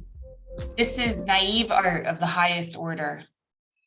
Imagine you are at a beach resort in Croatia, immaculately clean, buffets every 4 to 6 hours, wine and beer included, a complex web of interlocking pools and lounge chairs. Over all of this, there is a soundtrack of Europop music. You could exercise to it, eat to it, fuck to it if necessary, but it's playing everywhere at a polite volume. Imagine having to tune into that music and grapple with its artistic intent. This is where I find myself at Privat Club. Colin revs up the skimpy crowd. He bounces and points like a Backstreet Boy. Victoria emerges in a skimpy dress made from an American flag. In her arms, she holds another American flag, which she twirls in time to the music. Her moves are childish and hypnotic. Her face is all pout and smize and pout. Real Bong girl shit. Every so often, a low, distorted voice calls out, "The United States of America," in what appears to be a political message, though it's completely detached from contextual meaning. Stand up and join about 10 people dancing. It seems rude to sit. Dancing is good and healthy. A cluster of female fans wearing Can Guru shirts are dancing with abandon. These shirts are for sale at the small merch booth. A film crew of 4, made up of at least one turbaned Sikh, roams around the stage, zooming in on Colin and his leather pants, which are covered with an artsy splatter of blood. Victoria does 7 costume changes throughout the performance. At some point, Colin and Victoria emerge wearing eerily realistic ape masks. Colin sings a song about how we're all descended from monkeys. I think the message is meant to be unifying, the opposite of racism. It seems to be working for the Can Guru fan base. A Cuban soul singer joins the stage to sing 2 duets. For a moment, listening to the objective talent of this singer, I'm snapped back into awareness of the ludicrous nature of the event. I sit down and order a whiskey. I feel like David Sedaris. I feel complicit. I stand up for the closing number, Party in the Empire, also a duet. Victoria ends as she began, in her American flag dress, but this time, instead of a flag, she twirls 2 silver pom-poms. She stays committed to the artistic nature of the endeavor until the very end. I am envious of her, paid to do a lively aerobic workout, probably high on endorphins and top shelf Coke. After the show ends, I approach Victoria in a circle of well-wishers, including 3 Black men in their late 20s. It's clear after I hug her and thank her for inviting me, she has no idea who I am. I'm Sabrina, I tell her. Oh, Sabrina, I didn't recognize you. It's been so long. I turn to the tallest of the 3 Black guys and ask him his name. He says Gabriel. I ask if he wants to go outside for some air. I take my vape out and we talk about his home country of Mozambique and his life in Europe. He studied political science in Romania on scholarship. Isn't that wild? Like, really, how often do you think about the diaspora of African students dotted across Europe? I want to watch a reality show about his life in Romania. I want to know what the professors were like, what sort of a place he stayed in, how he was treated there. At some point, I start talking about Victoria, who is the reason we both came tonight. I mention her beauty and what great shape she's in. He says, "You're also very beautiful." So there's that now. We go back inside and I meet his buddies, Roderick from Cameroon and Robin from Uganda. Great names all around. It's good to be among people. I give in to the pleasant randomness of the evening and answer the question of whether or not the night should continue. It should. Victoria is sitting at the edge of the small black stage, folding her frilly costumes neatly into a cardboard box. I tell her I'm so impressed by her comfort level on stage, which is true. She gestures to the stage and says, "Up here, I am alive, really alive." I ask how she met Colin, and she says they met at the Video Music Awards. There's a scary amount of legitimacy in that sentence. I wonder how long the Collins and Victorias of the world have been blithely performing for sycophants. Sounds like it's been a minute. How's life, I ask her. Quite good, very busy with work. I'm working now on a movie. And you? I'm trying to open a vintage store in Vetting. Exciting, we must collaborate. I can be model, photographer, also seamstress for you. I tell Victoria that I will go with Gabriel and his friends to have a drink, invite her to join, but she is going to dinner with her mother, who came to support her tonight. For a second, I imagine joining them at some secret Ukrainian restaurant and eating Eastern delicacies and drinking lots of good vodka. But then I return to the crew I've assembled, Roderick, Robin, and Gabriel. They've been joined by the soul singer, Haley, who's trying to reach her boyfriend, but he's not answering. I head toward Görlitzer Bahnhof, where I know a few bars from back in the day. On the walk, Haley and I get into the performance in Can Guru. She's no dummy. She knows it was bad. She knows it was insane. She calls Colin a coked out child with too much money. He paid her for her backup vocals tonight, and he paid her to appear on his Spotify tracks. How much money did Colin pay for this evening? At least $5 grand. The club was rented for Saturday night, which is not a cheap night. There was a 4-person film crew and 2 performers. Apparently, it was Kanguru's first Berlin performance. Will there be more? On the other side of Görlitzer Park, there's Madonna Bar, where I used to drink scotch. I remember it as a metal bar. I have 3 Africans and a Cuban with me, but it's cold, and I suggest this bar with the caveat that the music might not be to their liking. They all say we should try anyway. We enter a bar full of white rockabilly and country-ass Germans dancing to Smash Mouth's Walking on the Sun. There's nowhere to sit. It's packed and loud. I try to find a place for all of us and continue to offer that we all leave and find another place. Roderick says no. He smiles and says, this is fine. He starts dancing to Madness, One Step Beyond. Berlin is always producing these warped mashups. I feel safe here and ready for a whiskey. The guys have never had scotch. I tell the bartender to recommend something for newbies. He pours 4 tumblers of Old Pulteney. Gabriel and Roderick try it. Their review, it's strong. I start dancing to Peter Gabriel's Salisbury Hill. God, I love this song. I am fully me right now. Life is a present tense moment that continues to extend rhythmically, my heart going boom, boom, boom, boom, just as the song suggests. I realize Haley and Robin aren't inside. Roderick says Robin is outside on the phone and Haley bailed because she didn't like the vibe. Gabriel is not dancing and sipping his whiskey so slowly that he's still on his first glass when we've moved on to our second. We made plans to go to Wedding, my neighborhood, which also happens to be the Afrikanisches Viertel, African Quarter. A chunky white German with a blonde pompadour shows interest in me while I'm paying us up. This guy is an age-appropriate possibility, but I'm not interested. I'm not even really interested in Gabriel, even though he is, in his own way, as stunningly beautiful as Victoria. Apparently, he modeled while he was in Romania. Makes sense. He's 6'3" or 6'4", and the same shade as Grace Jones. He wears his dreads in a loose knot on top of his head. They flop like fat noodles when he moves. I don't want to know how old he is. I'm pretty sure he could not be my son. Gabriel still has his whiskey glass from the Madonna bar in his hands.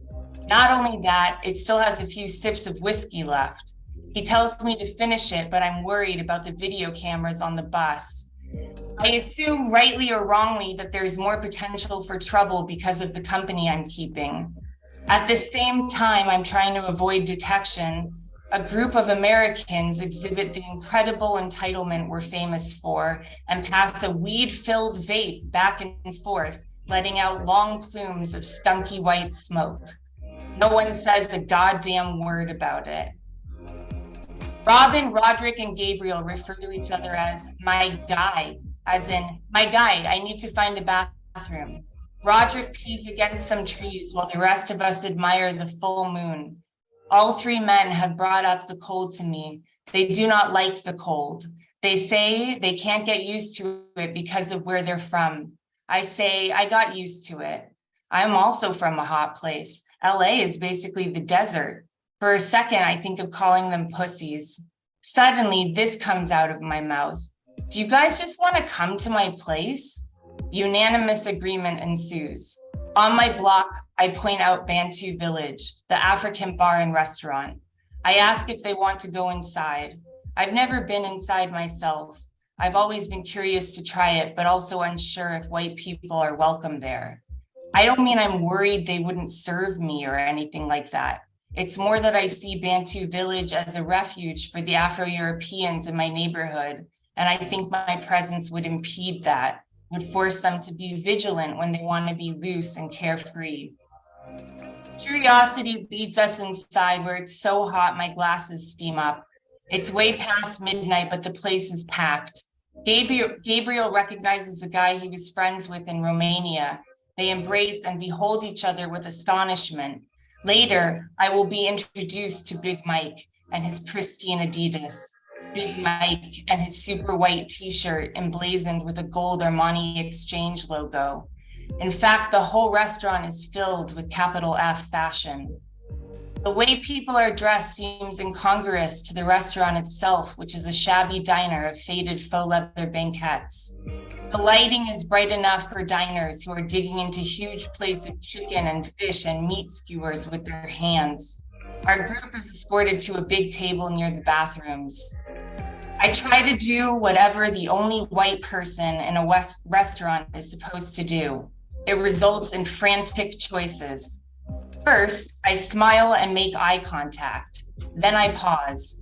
Who do I think I am, the fucking mayor? And lower my eyes. I'm clutching my bag, not because I'm worried it will be stolen, but to make myself smaller as we walk through narrow rooms. Still, the thought that someone might interpret my bag holding as potentially racist forces me to swing it back onto my shoulder, which, of course, mid-swing hits the restaurant owner, at which point I apologize profusely until I'm finally seated and put out of my misery. There's a YouTube playlist on the TV above our heads. Artists are all African, and Gabriel says at some point, they only play Congolese music here, like he's disappointed. Sometimes men dance to the music on their way to and from the bathroom. The atmosphere reminds me of a family wedding, everyone eating and socializing, dancing expected later. A whole fish arrives on an oval plate. At first, we use our knives and forks, prying meat away from the bones and carefully transporting it to our mouths. Then a guy sitting across from us says, I can't watch you do this anymore. You must eat it with your hands. It's better for the flavor. I feel like a rookie for using my knife and fork. Roderick is the first to hear the fight break out. He speaks French and the fight is happening in French. Voices rise to a level that's hard to ignore. We slow down our fish eating. Roderick says, I know these guys. They're not going to fight each other. He's saying this to me because he doesn't want me to worry. I'm not worried. I'm curious. I ask why they're fighting. He says, it's about a woman. He didn't know she was married. Someone threatens to call the cops. The music stops. More people get involved. We finish our beers and head outside. The cops are standing awkwardly, waiting for us to leave so that they can enter. I propose that everyone sleeps over because it's almost 2 a.m. and the trains aren't running for at least 5 hours. I'm thinking about how much room I have in my home. More than enough room for the 4 of us, plenty of beds that rarely have occupants, plenty of blankets and pillows. I even have a couple spare toothbrushes. I'm not concerned I'll be taken advantage of. Maybe this is naive. No, it is naive. I've been wrong about people before. I'm aware of the potential for violence on a deep female level. I also feel the goodness of these people. Felt it so early that this entire night has had a magical quality to it, as if a temporary autonomous zone has opened just for one night. I remember that the moon is full. It's hard to know how manic you find my behavior, reader. It's hard to know if I should be using that word at all. Robin is the first to crash. I set him up in my daughter's room. I go to the bathroom and wash my face, brush my teeth. The toilet seat is up. Whether men leave the toilet seat up is a test for me. I prefer men who defer to women and put the seat down. Still, I don't take it too disrespectfully. If we become better friends, I'll tell them to put the seat down in my house. Roderick and Gabriel are drinking red wine, but I've switched to water. Gabriel says, drink, but I'm ready for bed. I tell Gabriel there's a couch in my bedroom, which is true. But of course, I'm aware that he will be on the other side of the apartment in my bedroom when I offer. I put Gabriel on the couch and turn off the light. Within seconds, he says, that's a big bed you've got. It is, I say. Is it comfortable? It's pretty comfortable. Can I check it out? How comfortable it is?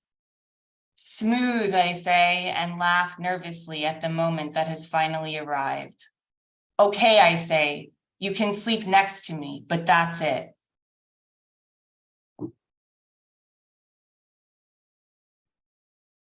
Sabrina, while you were reading, I realized what I wish I had said when introducing you, which is that you are one of the great writers of social discomfort. You are so good at putting your finger directly on the things that make us anxious and uncomfortable and neurotic in social situations, which is something I really appreciate because I am a guy who is endlessly anxious and neurotic in social situations.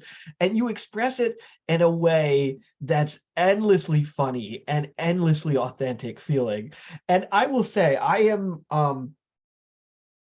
not a person, as you know, who would generally go out like to a club or whatever. I actually loathe, there's nothing I loathe more than like nightlife. But my God, while you were describing that show, that terrible, I forget, you had perfect words for it, like Eurotrash vanity project show. I was like, oh my God, I wish I could have seen this, because the way you describe it, I was dying, because it you can feel like the awkwardness of it, especially as an American sitting there watching that. And I love the way that what you're doing with your kind of American identity in this piece, where first you throw in, and I'm aware that this is probably autofiction, and on some level, this is pure luck and pure chance, but I love how you first throw at us this site where, like, as an American, you get to feel superior and you get to feel like this is the stupidest portrayal of my culture possible. And then later you get thrown in the deep end and you have to feel like the one who has no true understanding of the culture that you've been immersed in. And the way the piece pivots like that is fucking glorious. Anyway, Sabrina, it's very good. Thank you, man. Thank you. I never even thought about this tipping point, and you're right. That's really, yeah, you saw that and I didn't see that. I think, by the way, I really wanted to read for the special William Durea benediction that comes after reading. Well, I'm glad you read this piece, because I fucking love this piece, and I'm not sure I would have encountered it out in the wild, you know? Yeah, I've never published it, but it was nice to prepare it for this reading, because I haven't done that much reading, and yeah, I need to do more. Yeah, definitely. And it's oh, Rudy, yeah. Oh, sorry, you can go ahead. No, I was pretty much done. I was just going to say it's wonderful the way life gives us these kind of serendipitous moments that make perfect stories. But it's really the writer who has to identify and say, holy shit, life just handed me something remarkable, and then figure out the language that really expresses it. And I think that's what you've done here. Rudy, sorry. I was just gonna say the contrast to music here. The when you go into the bar, there's what you describe as a Eurotrash vanity project shit. But then you have Smash Mouth in here, which is fucking awesome. Just the whole like thing where you're doing with like the American like outer place and like a foreign land kind of, and like the music just contrasts that perfectly, because like I'd never heard these guys before, and I was listening to them, and like it's just like, yeah, like that's such a perfect description. Like, even though it's like it's like what you think of when you think of house or EDM or like soft like whatever they call it.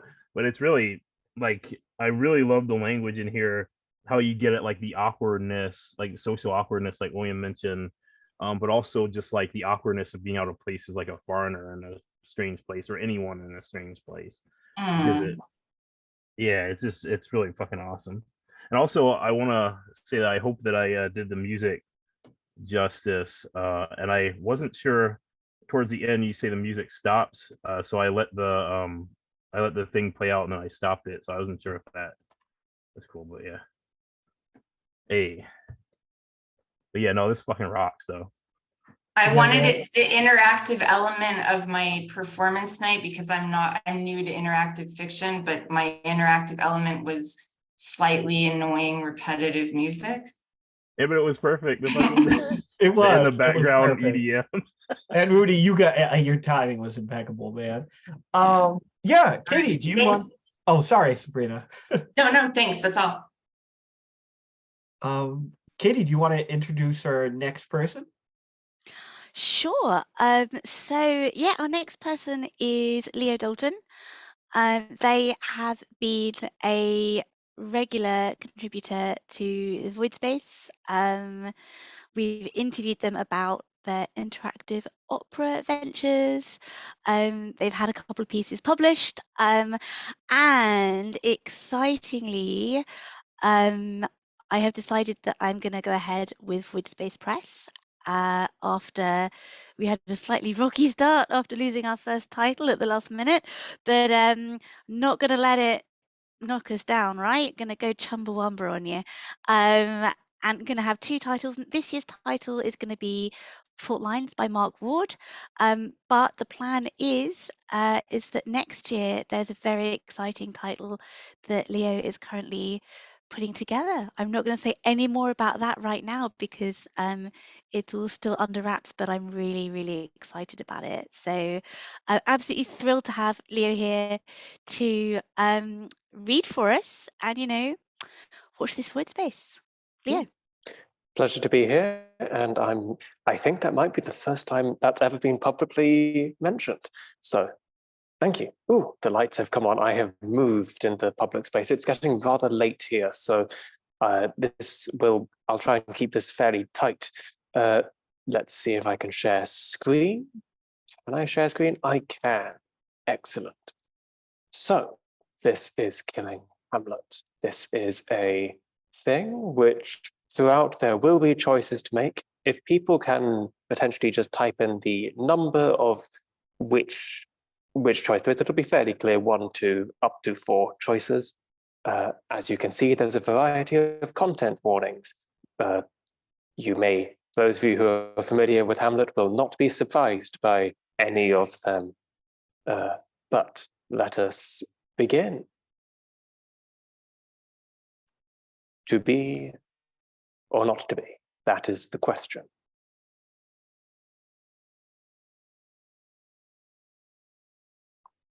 Whether we must still endure this deadly world that crushes us one boulder more each day, or leave the noisy quarrels of the world by making our own silence. To die, to sleep, no more. And by sleep to say we end this madness and the broken shards of thought that scar our memory, grind the mind to dust, and we'll find peace. To die, to sleep, and never wake. Aye, here's a choice. For once, the candle of our life is out. It cannot be relit. And other minds forget it soon. There's the respect that makes calamity of so long life, for who would bear the whips and scorns of time, the slow decay, the lies of clever friends, the stings of failure's teeth, the law's delay,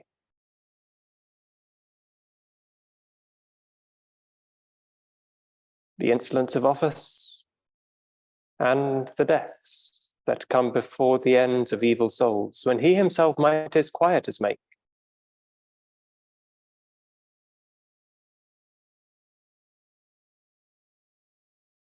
With hempen necktie, who would falsely smile to tell the world you have not yielded yet, but that the dread of something after death, the land beyond last rest, from whose bound no traveller return, puzzles the will and makes us rather bear those ills we have, then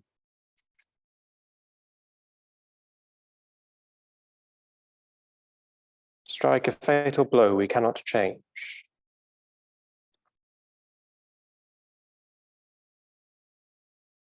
Yet nothing here outweighs our living grief, and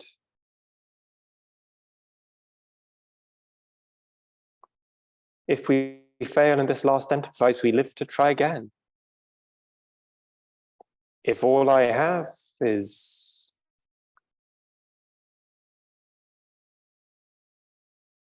but the dread of what I leave behind, I freely make a choice at last, and last, I say goodbye forever. Soft you now, the fair Ophelia, nymph, in thy orisons be my last sin, remember it. You have killed Hamlet.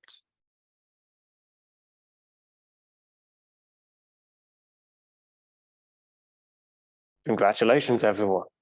We said we'd keep it brief, and we successfully did so. Amazing. Thank you, Leo. To be and or not to be. Leo, RIP. oh, sorry, Katie. No, carry on. Go. Leo, I love this. I love this so much. And it's fitting that I think this is going to be our last interactive piece of the night. There's one more reader after you, but this is the perfect last interactive piece for a collaboration between Voidspace and Misery Tourism, because I think you have perfectly captured the essence of both of these publications without trying to, because I mean, what could be more Voidspace plus Misery Tourism than a piece of interactive fiction about suicide? But setting that aside, I really love what you've done here. First of all, I'm a big Shakespeare guy anyway, and I love Hamlet, and I love that monologue from Hamlet for obvious reasons. And what you've done here, the way that you've turned suicidal ideation and suicidal rumination into this sort of mental game is so appropriate, because I think it, in a weird way, captures the nature of recursive suicidal thoughts, where they're always distinct and different, but they're variations on a theme. And I think you've done that. You've very poetically captured the way you, maybe more poetically than actual suicidal thoughts are, have captured that recursive way that we return to the same ground to say the same thing, but a little differently each time, with a little different flourish each time. And I love the fact that at the end it prints out a Shakespearean monologue, which is just perfect. Perfect, man. It's fucking Thank you. exceptional. Thank you. If Hamlet doesn't die at the end, then there are other iterations and recursions of the same motif. But that's the joy of interactive fiction. You get the one performance of it, and that is the version that exists for tonight. Well, I will definitely be playing around with it in the future, because I really dig what you've done here. Yeah. Thank you. Well, thank you for organizing this. If I dip out, it's because eventually the tubes stop in London, and I would like to go home at some point. But thank you all. That's fine. Thanks so much for coming, and thanks so much for reading. I'm sorry we kept you up so late. So so we have one last reader for the night, and then, as I said before, I'll end the recording, but I will probably leave the Zoom meeting open for people who aren't about to fall over asleep to hang out. So yeah, last up tonight is Ryan. And Ryan is an author who has read many times at Misery Loves Company and who almost needs no introduction, but I will say that he is, I think, one of the great creators of weird, ethereal, imagined spaces writing today, and just a real master of like cyberpunk and the other punks. So Ryan, it's all yours. Hi. Yeah, I'm sort of embarrassed because I don't have anything like interactive or anything. Everything so far was like really cool, and I liked it a lot. I'm just gonna read this because it came out in Tragical. It's pretty short, so I'm just gonna read it. It's an excerpt from a project I'm working on. Okay. This is called Nest and Grind. They've left the bionic behind and slipped back into routine spun Daymas, where the otaku gathered look to her like watchers. Shanuzan's lured here by secret signal to check out what she's up to. The dregs are fading into low mid-lux, dying with last coughs of stray vagrants and food stall paved over with chain matter. The local feed is an influx of stuff from other areas. Stat dates on which shows are on trend, which ones accrue you culture death. She's reading this transmission from a world lost to her when Sariana nudges her. We shouldn't stay in one place, the girl Royd says. Eyes of violet faded pale in the neon fire that now strafes them. Auras breaking rainbow bursts like splashes of flame across their backdrop. Bled in with the feeds are the ad copy, the hollow wife, or Huz, aljo pick to align with your view to you. You would watch them, she thinks, and the one you Zen pressed for would be in it for a sliver of time and space. They drift within throngs and glitch into Sariana's Prometh field, which catches them, caught mid-shift between characters and monsters trip splicings, an instant before they see their maid and blip off to find Otaku, more in the mood. Then there's the merch ads, showing up even this low to the dregs. These disassemble pixel by pixel, collapse into clouds of butterflies, take wing and swarm as holofauna somewhere else. So she'd had to chill for a second to focus on a single thing, to stay with it past the patterns all meshing, coalescing, and disintegrating before. Where are we going? Elise says. We have friends, Sariana says, some patience lost in her voice to the chatter massed around them. The anime way, no one is stranger, each lent a twist of fate, all meaning synchronous. So what she says sounds too sweet, too forced, loud just to be heard. Better to move than stay, though where she goes now, she leaves a trail, sticky with spore, with black cloth. Across pathways and plazas, where paths intersect and the grid chases them to squared lattices of neon, where breaks for lower levels remain like sinkholes, centering them within electric walls, so that people step into the globs she's left, and she knows she's spreading the mold, that this is what Osa meant, working into clothes, into skin. What did you see in Lorelei? Sariana says as they walk. I saw my aspect, Elise says, my sickness. She frowns, hard to move both her lips and her feet at once. I talk straight to its face. And, Sariana says, glancing at her, her chin tucked against her neck for a second. It didn't listen, Elise says, and stops talking, letting the echoes of other words fill the space. In this cloistered light, she has to keep her eyes level and lidded, let the haze do the rest. The field's still catching the odd hybrid anime form, eyes always caught severe, sundeer narrow with a smirk of contempt. Then they flicker away, but the look stays, as if traced beneath the film of her eyes. Demons, she thinks, more so than the capital. But it has stated itself asleep, which now is all it wants. The churn of her guts is gone, and her hardness beats toned and metered a steady song. Unheard except by imprint against her chest plate that she has to strain to detect. She thinks it matters to stay tethered to it, keep it as a beacon to follow in the darkness and noise. She thinks Sariana will say that there's a reason, and she doesn't want to hear it. Because, she thinks, it comes down to Osa and his reasons. So to cut that off, she says, like who? Who are your friends? Now she stops again, and the kanji glow diffused over her skin in ribbons like upburst shadows, streaks of paling light. No one tells me what they want here, in this place. Still keeping her grip on the tether to her heartbeat, so her words, slip unmangled from her teeth to the girlroid. Her teeth would be black to the molar by now. The otaku, to be among so many of them, after so long kept away, safety had crept into her.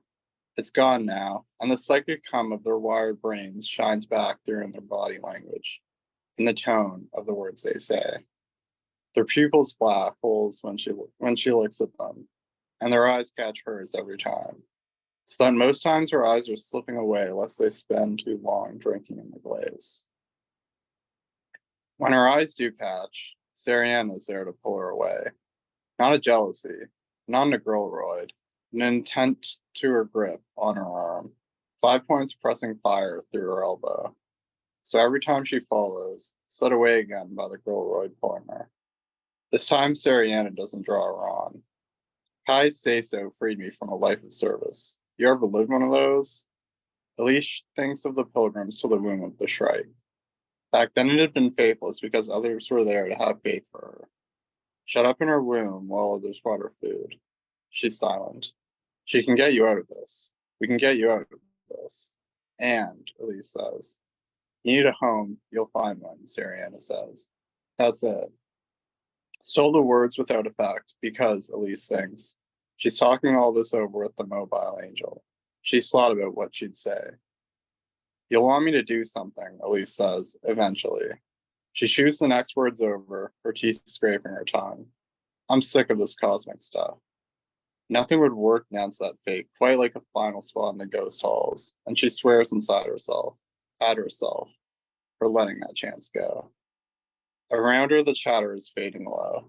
Silence ends every statement, and fragments the statements themselves, spiking into phonetic gaps. Stretching the words out, and they sound sullen. Voices break and drag over words. Eyes half sparked with Oni, half muted by creeper blaze. We should move, Sarianne says.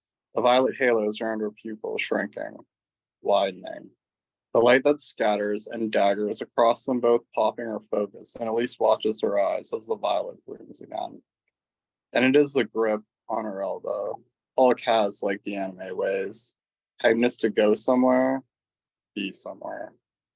That's a thank you. Oh, sorry. I unmuted and then I coughed. I wanted to cough and then unmute and I fucked it up. But Ryan, I have to ask you something. How much impact did you have in the way Tragical formatted and presented this piece? It was a lot of the way they presented it was totally on them.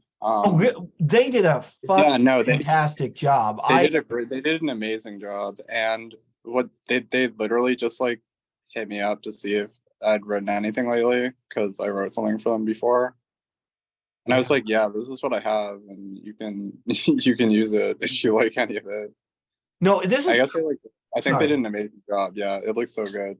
They did an absolutely spectacular job. They did, and not only does it just look really fucking good, but it really captures the vibe of your work in a way that I haven't seen before. Like the choice of background, even the decision to have each paragraph begin with a different color. It so perfectly captures, I think, what's best about your work, which is the vibe, the aesthetic experience of reading your work and being transported to this other world with all of this strange literary beauty. And what they've done here is just incredible. It's really good. I love it. And I wish there was some way. I was trying to figure out if there was some way I could reproduce it, like for an oral performance, but I couldn't figure it out. Yeah. I mean, short of screen sharing, I don't know, but it's really great, man. I love what you've done with the piece. I love what they've done with the piece. It's just very exceptional stuff. Thank you for sharing. Thank you. Yeah, I really like that piece, first of all, but one cool avenue for your pieces might be twine, because a lot of the twines was demonstrated in the one that Grimm did today. They have all the text effects you can do, like with CSS. Some have some plugins to do that shit too. And I think yours will look pretty good because yours remind me a lot of like Porpendine's earlier stuff, like which is really like intense colors and images and shit mixed in with the text. And but I really like this piece. There's a line in it. You want me to do something, Elise says eventually. She chews the next words over, her teeth scraping her tongue. I'm sick of this cosmic stuff. And that feels like a departure kind of from like your form a little bit. Like in there, it's like a purposeful I don't know if it's I don't want to speak for you, but I mean it feels like a departure where she's like, you know, like coming out of the world sort of in a way that's really like jarring. It's sort of more like poking fun at myself kind of, because like I am like so analytic about these worlds that I make up, and like Yeah. they have like a million rule sets, and I figure like if some impression comes through, that has to be good enough. But like at the same time, like every character has like some cosmic destiny or whatever. So like Oh, yeah, I see. No, that's definitely kind really of cool. it's kind of making fun of that, but you're right. It was like a purposeful like decision to ever say that. Cool. That's awesome, And man. maybe at any other time, like I wouldn't have had a character say that, but I did this time. Hell yeah. Well, that was fucking rad. Ryan's piece was rad. The whole fucking night was rad. Katie, we're gonna do this again, right? For sure. I don't want to keep.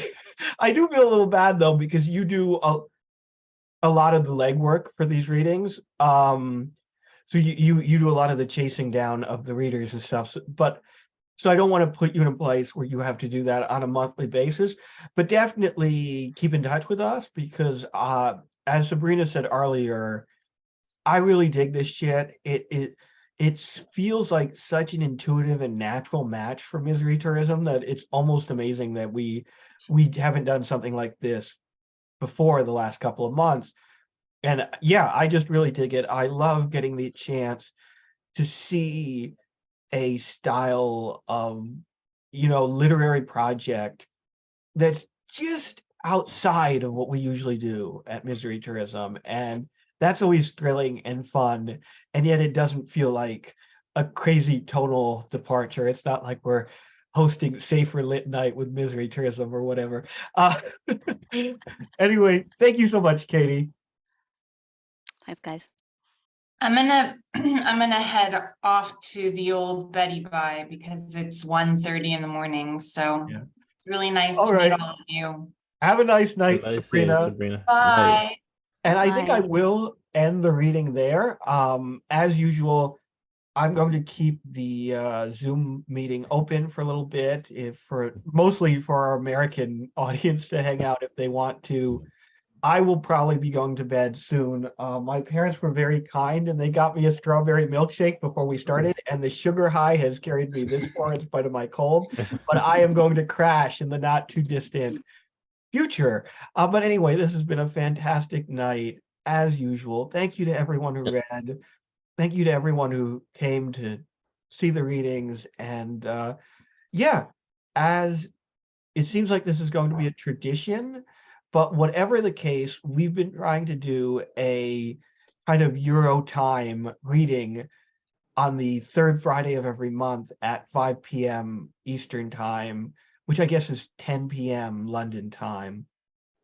So we'll be doing this again in a month or so, doing some variation of this again in a month or so. In the meantime, next week, we'll be back to Misery Loves Company, Friday night, 8 p.m. Eastern time, 5 p.m. Pacific. Somebody said, hold on, my brother. Yeah? You said something about Safer Lit that I wanted to comment on. Oh, no. Oh, no. I just wanted to say, behead those who say Safer Lit sucks or whatever. That's all I want to say. Oh, okay.